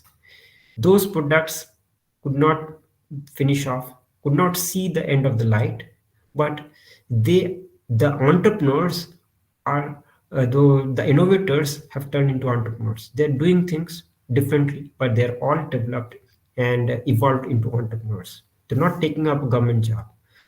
So the interesting thing is, the most interesting thing rather is many of those people who developed the products, who started with applying for funding, got some product development to take place. They were not successful, but they still remained as entrepreneurs. They kept on pursuing the path of entrepreneurship, and they are into entrepreneurship. Still, they are doing entrepreneurship. That's the best part of it. So basically, you're building a entrepreneurial character within the innovators, so that they can move forward with their venture. Maybe not the same product development, product or the service, maybe a different one, but they will still be an entrepreneur at a later stage because you have given them the traits. You have created a thirst for entrepreneurial for entrepreneurship, so they still are into that field.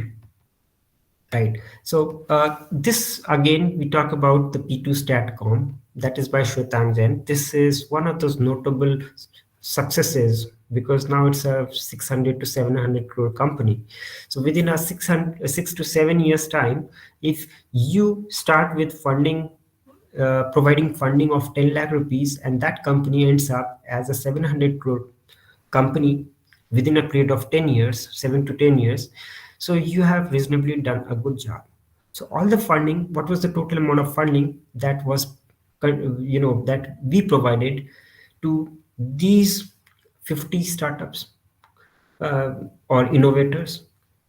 It is not more than 5 to 7 crore. But if you look at it, one successful company has been able to give back all the return. And this is not just one, you have another two of them which are still there existing, doing the businesses. So if you look at the contributions, I believe that the government has got back its money in terms of contribution to the economy. They have been able to also generate a lot of trained manpower, right? And they have been able to generate a lot of resources, and they have been able to generate a lot of skilled manpower, and of course give a lot of jobs as well. So I'm going to also show you something else. Let me get back to a small video. I wanted to showcase that to you.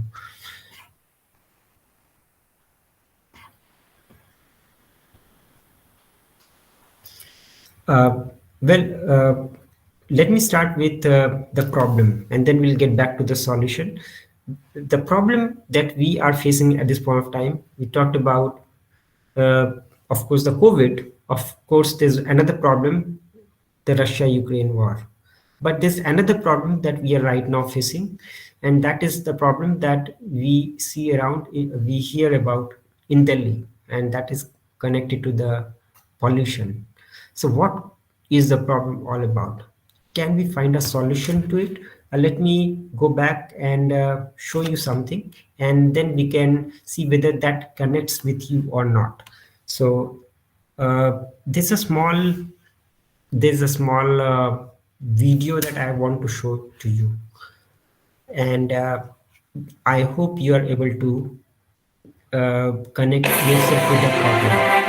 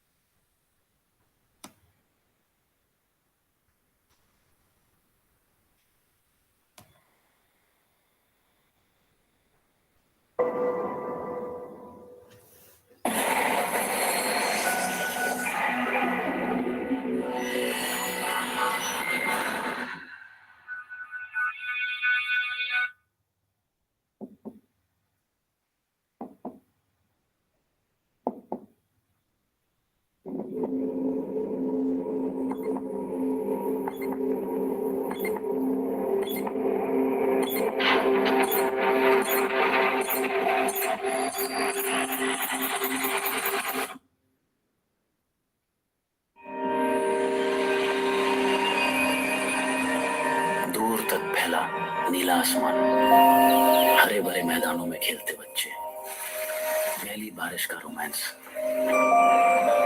समंदर का शोर,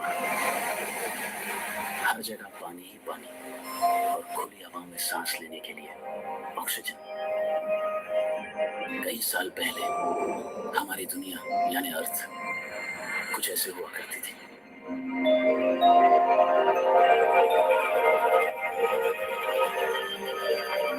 मैंने ये सब कभी नहीं देखा। ये किस्से मेरी माँ ने मुझे सुनाए थे, और शायद उनकी माँ ने। मेरा नाम रैंडम है, रैंडम शुक्ला। लोग कहते हैं कि मैं दिल से नहीं दिमाग से सोचता हूँ, but there is a reason for that. मैं जब 7 दिन का था, मेरा हार्ट कोलैप्स कर गया था। But don't feel sorry for me. उस साल पैदा होने वाले 43% बच्चों का हार्ट कोलैप्स कर गया था।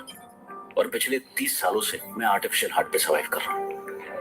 एक्चुअली पोल्यूशन करके हमने इस प्लेनेट पे इतना कार्बन फैला दिया है कि अब खुली हवा में सांस लेना इम्पॉसिबल है। अब घरों के बाहर सबको मास्क पहनने पड़ते हैं और घरों में, ऑफिसेज में ऑक्सीजन भी इलेक्ट्रिसिटी की तरह सप्लाई की जाती है। आज ऑक्सीजन एक प्रोडक्ट है, टूथपेस्ट और शैम्पू की तरह। बड़ी बड़ी कंपनीज इसे फैक्ट्रीज में मैन्युफैक्चर करती है। ऑक्सीजन के हर कैन पर एक प्राइस टैग है और जो ये प्राइस टैग नहीं अफोर्ड कर पाए उनके लिए सरकारी ऑक्सीजन है और उसकी क्वालिटी के बारे में मैं अब क्या ही कहूँ। लेकिन असली प्रॉफिट है नेचुरल ऑक्सीजन, जो इतनी रेयर है कि गवर्नमेंट ने उस पर बैन लगाया है और इसे पाने के लिए लोग मरने मारने पे उतर रहे हैं। अब हर शाम कर्फ्यू लगा दिया जाता है, शूटेड साइड के ऑर्डर्स होते हैं।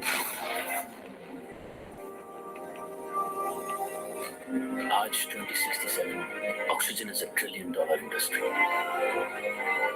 और अगर कुछ फ्री है तो सिर्फ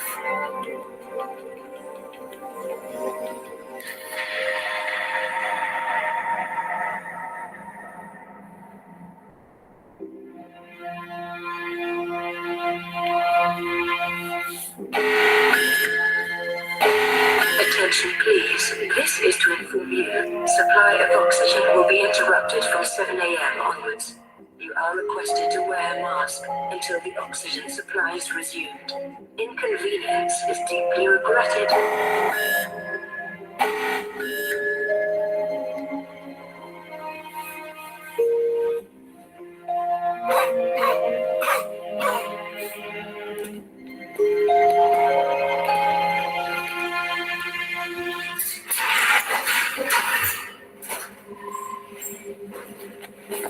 ओ रैंडम, याकूब भाई ने बुलाया, कोई बड़ी पार्टी है।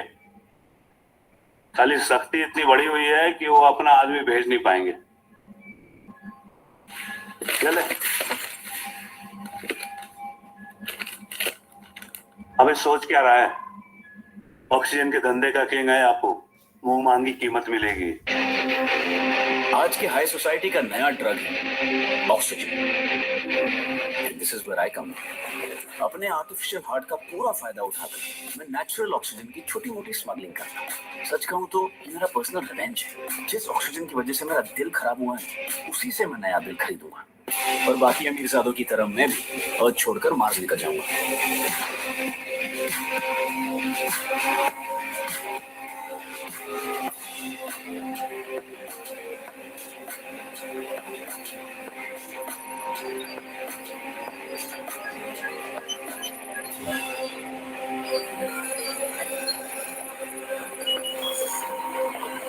भाई वो मैंने बताया था ना, ये वही है।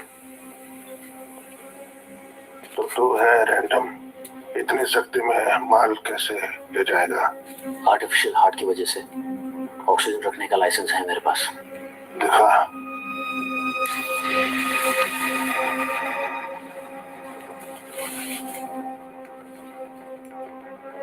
असलम,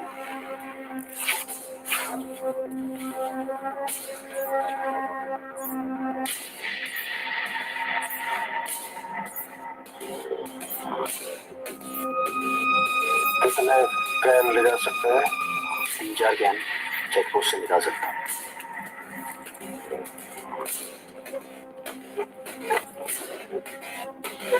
%100 नेचुरल ऑक्सीजन की डिलीवरी है। खरीदने वाला मार्स से आया है शाह। 40 करोड़ का माल है। कर्फ्यू लगने से पहले पहुंचा दे, दोनों को 1-1 करोड़ मिलेगा। 4 से कम में हम काम नहीं करेंगे। 4 करोड़ औकात है तेरी? देखते हैं।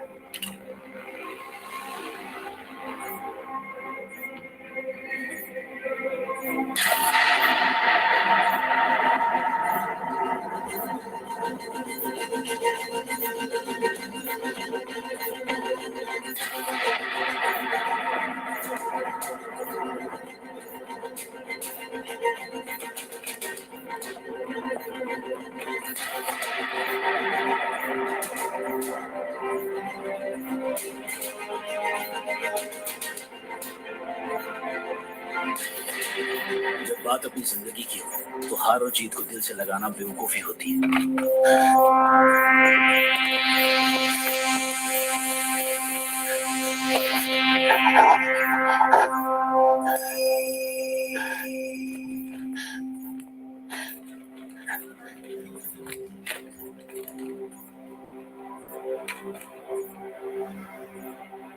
दो काम होने के पहले, दो काम होने के बाद।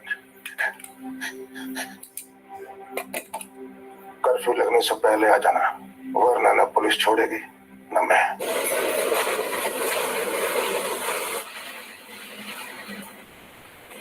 Attention please. Illegal sale of unauthorized oxygen is a punishable offense.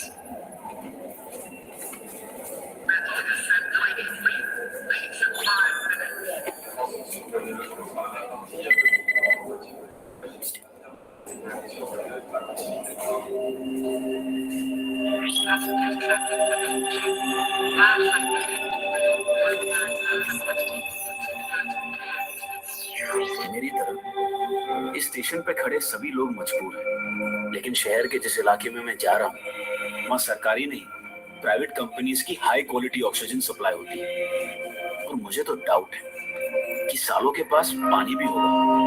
वैसे ये डील डेंजरस तो है, लेकिन मैं डिसाइड कर चुका हूँ, या तो 20 साल जेल या एक नई जिंदगी।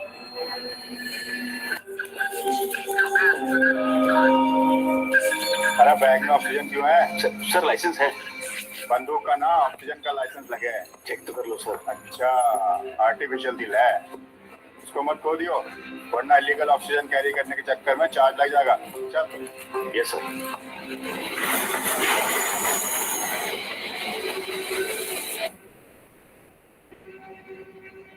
The Mast Stock Exchange shot through the roof today after Giants Group announced their plans to invest in a mega project enabling oxygen production on Mars.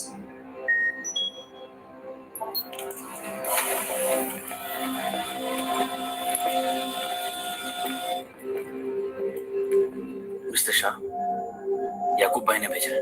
Good, I was waiting for you.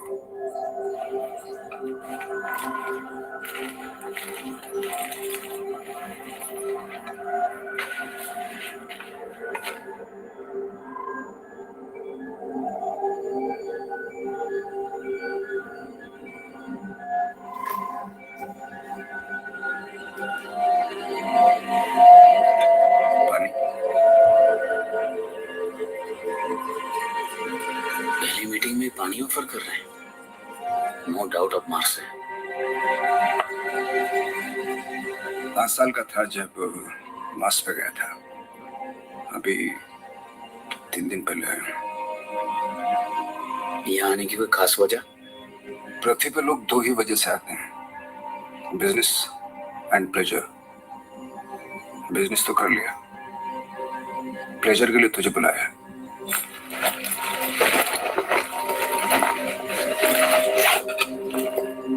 Himalayan O2, collected and packaged at 800 meters above sea level. Non-toxic, 100% pure oxygen. इसमें हल्की हल्की सी नमी रहती है ना।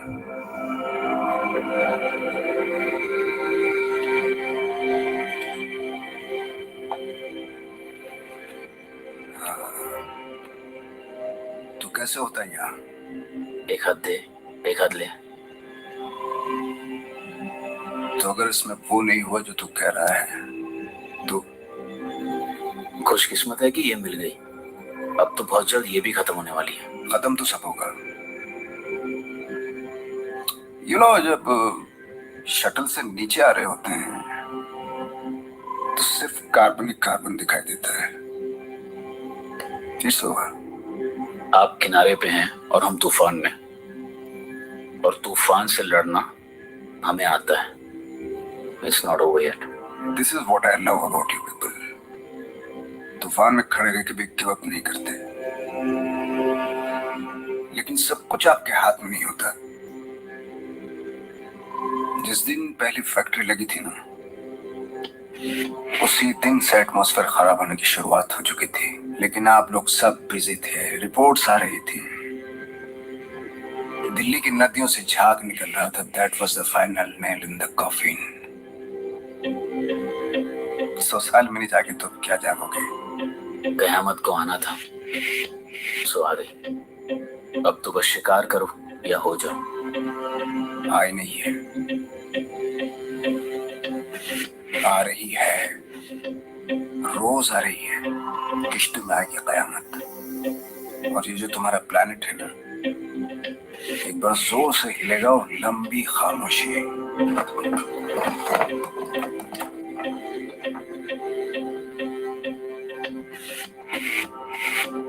बातें तो बहुत गहरी करते हैं आप, लेकिन मैं जरा जल्दी में हूं. जिन्हें जल्दी थी वो चले गए. कोई आ रहा है, कोई जा रहा है, लेकिन पहुंच कोई नहीं रहा है. ये जो तुम बातें कर रहे हो ना, इसी की वजह से मुझे भरोसा नहीं है तुम पे.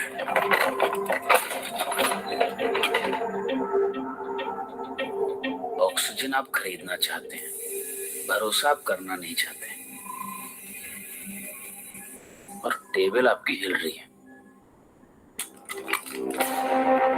सिचुएशन को ड्रामेटिक नहीं करते.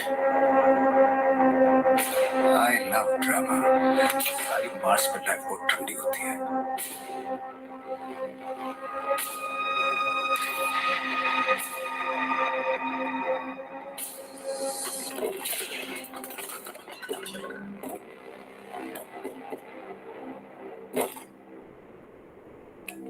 कितनी भी कोशिश कर लो, साला फकअप हो ही जाता है.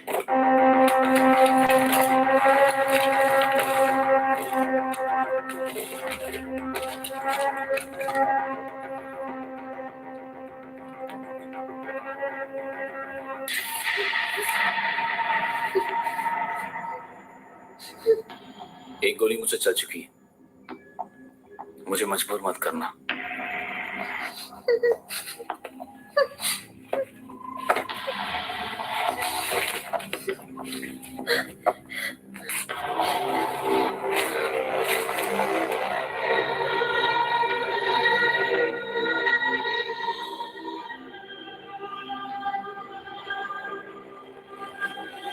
कुछ सवाल मेरे हैं, कुछ तुम्हारे होंगे. बंदूक तुम्हारे हाथ में है, पहले तुम पूछो. तुम इसके अंदर शाह ने डाला. ये शाह नहीं है.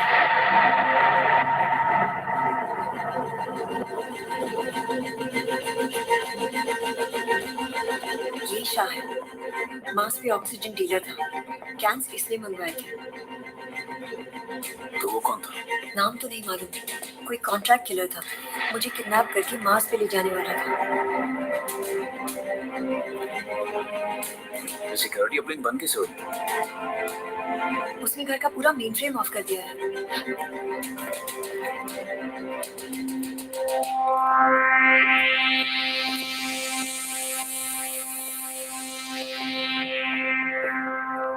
घर पे और कोई तो नहीं? पहले बताओ तुम कौन हो.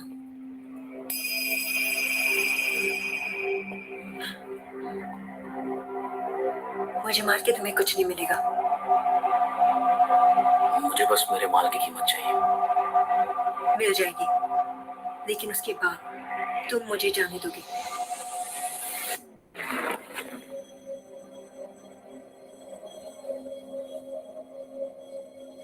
तुम्हारे माल से कहीं ज्यादा कीमत है, but this has inbuilt security alarm. बिना पासवर्ड के अगर ये पानी बिल्डिंग से बाहर गया तो अथॉरिटीज तक खबर पहुंच जाएगी. मैंने कहा था ना, सालों के पास पानी भी होगा.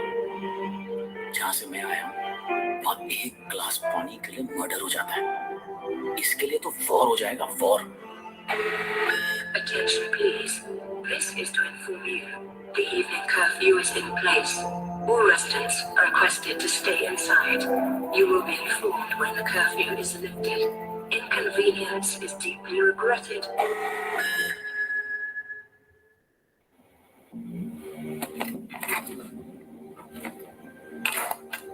बोला था तेरे दोस्त को कर्फ्यू लगने से पहले आ जाना, नहीं तो क्या करें. और ही कुछ ऐसा है जो ऑक्सीजन की कीमत नहीं समझेगा मरेगा।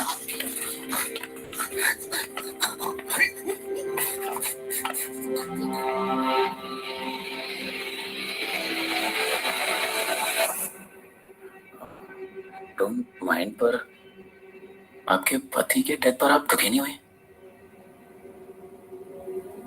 वो मेरे पति नहीं थे, मुझे ऑनलाइन खरीदा था। रेफ्यूजीज का और होता भी क्या है। आई एम सॉरी, मुझे पता नहीं था। It's okay. परी रैंडम।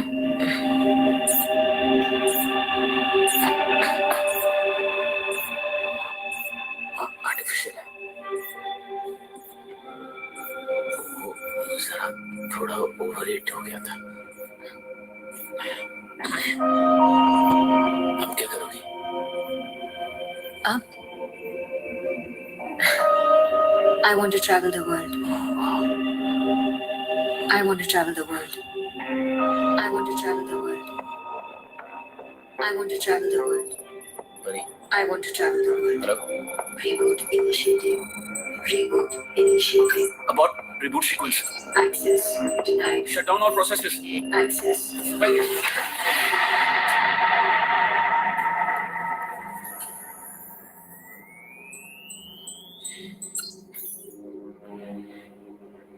भाई,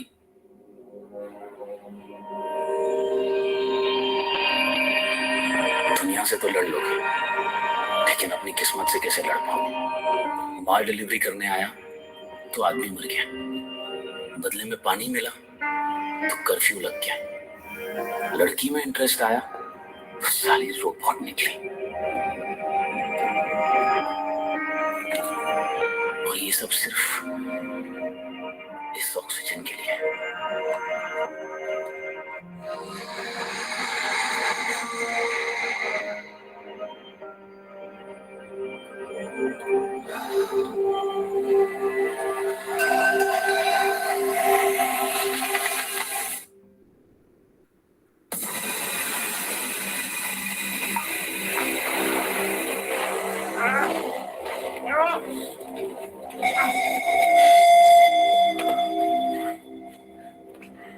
इतना पानी देखकर तो नीयत बदल जाती है ना। याकूब भैया मुझे गलत समझ रहे हैं। समझ रहे हैं? देख भाई, समस्या ये है कि सबको सब कुछ चाहिए और अभी चाहिए।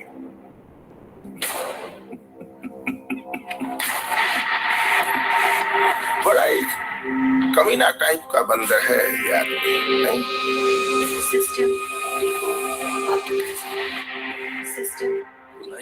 पानी लूट हो गया, लड़की को भी ले चले। System reboot optimizing. रोबोट है, क्या करेगा इसको? याकूब भाई मेरी बात सुनिए, हम दो लाशें पड़ी है घर में, अभी सरकारी कुत्ते आएंगे सूंघते हुए, उनको भी तो कुछ पोती चाहिए।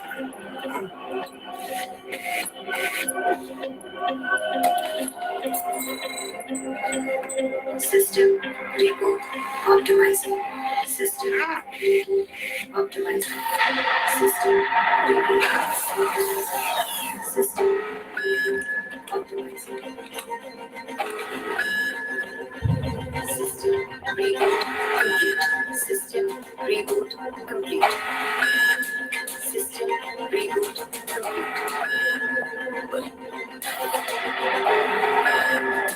तुम्हें क्या हो गया? खोलो खोलो मुझे, ये सब क्या हो रहा है?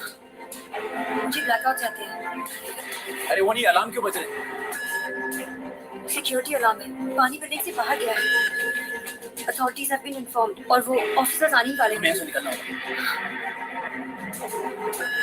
रुके तो दोनों मरेंगे। चलो।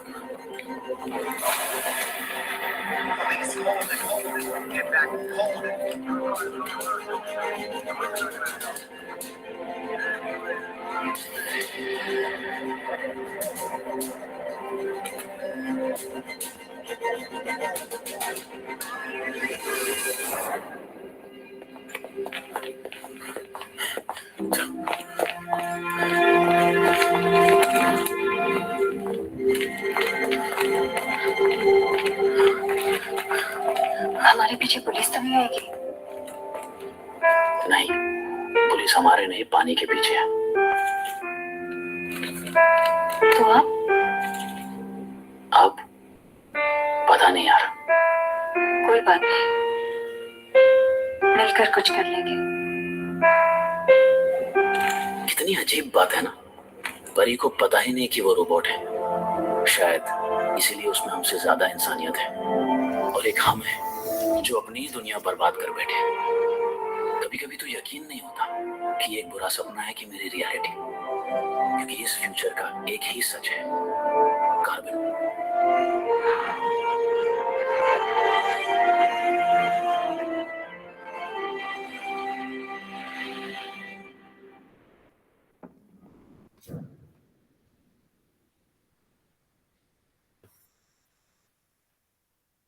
Well, I believe you did watch the video.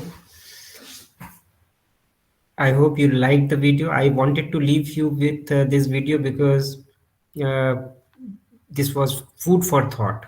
This is exactly the problem that we are right now facing in Delhi. So what is the solution to that problem? I leave it upon you to come up with solutions. And over to you, Mr. Pritam. I'm done with it. Please let me know. Thank you, Punit sir, for such an knowledgeable and wonderful session. I request participants, do you have any question? You can post your questions in the chat box, or you can ask directly to the Punit sir.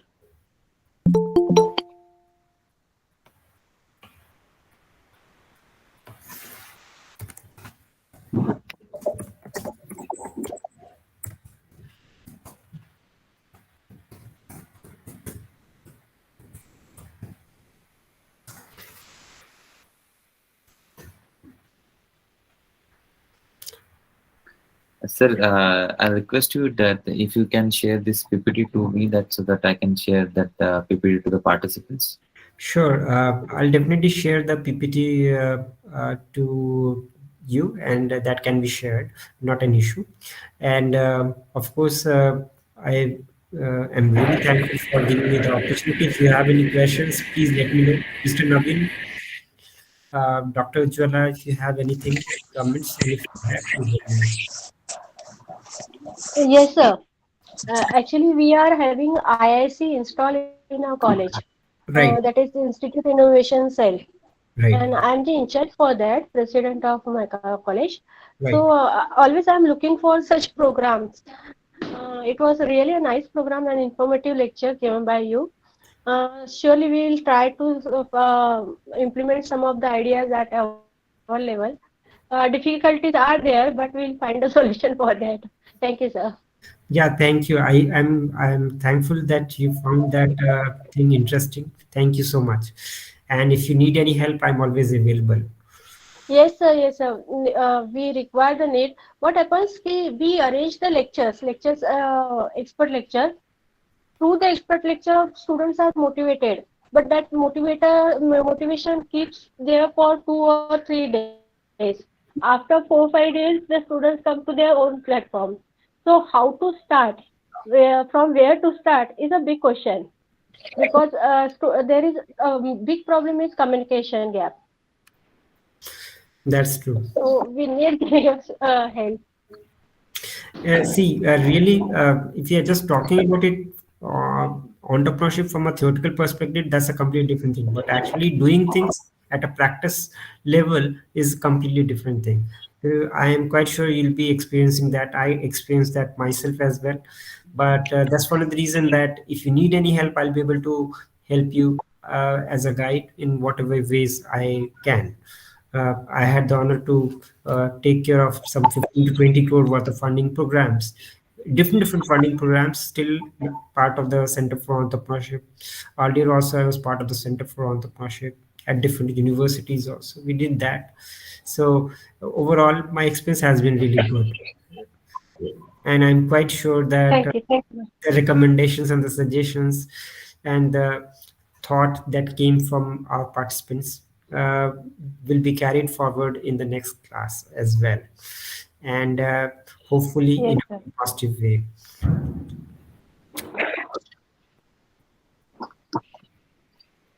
Thank you, sir. Hope one day we'll meet in offline mode and we'll come to our institute and deliver the lecture on the same topic. Thank you so much. It was an honor for me. Thank you. Thank you. Thank you, everyone. We'll meet tomorrow for the next session. Excuse me, sir, Pritam sir. Yes, ma'am. Why did you keep this timing? That is 7 to 9:30. No, it was by the AICT. I have not kept it. It is the instruction from the AICT now.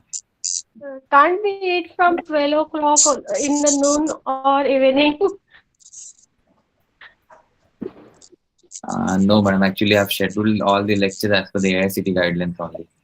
This week will be online and the next week will be offline. Because this is a high time for ladies. We have to cook the things and we have to do lot many things this year during this hour. True. Yes, true. This is my generic question. Sir, there is any link for feedback? Sorry? Any link for feedback? Yeah, I'll post on the group. I'll post on the WhatsApp group. Sure. Thank you. Okay. Thank you, everyone. Thank you, Puneet sir, once again. Thank you so much. Thank you so much. Sir, I am not in the WhatsApp group. I'll post the link on this chat box. You can Yes, sir. join from here. Okay, sir. Thank you. I'll take leave. Thank you so much. Yeah, Puneet sir. Thank you, sir.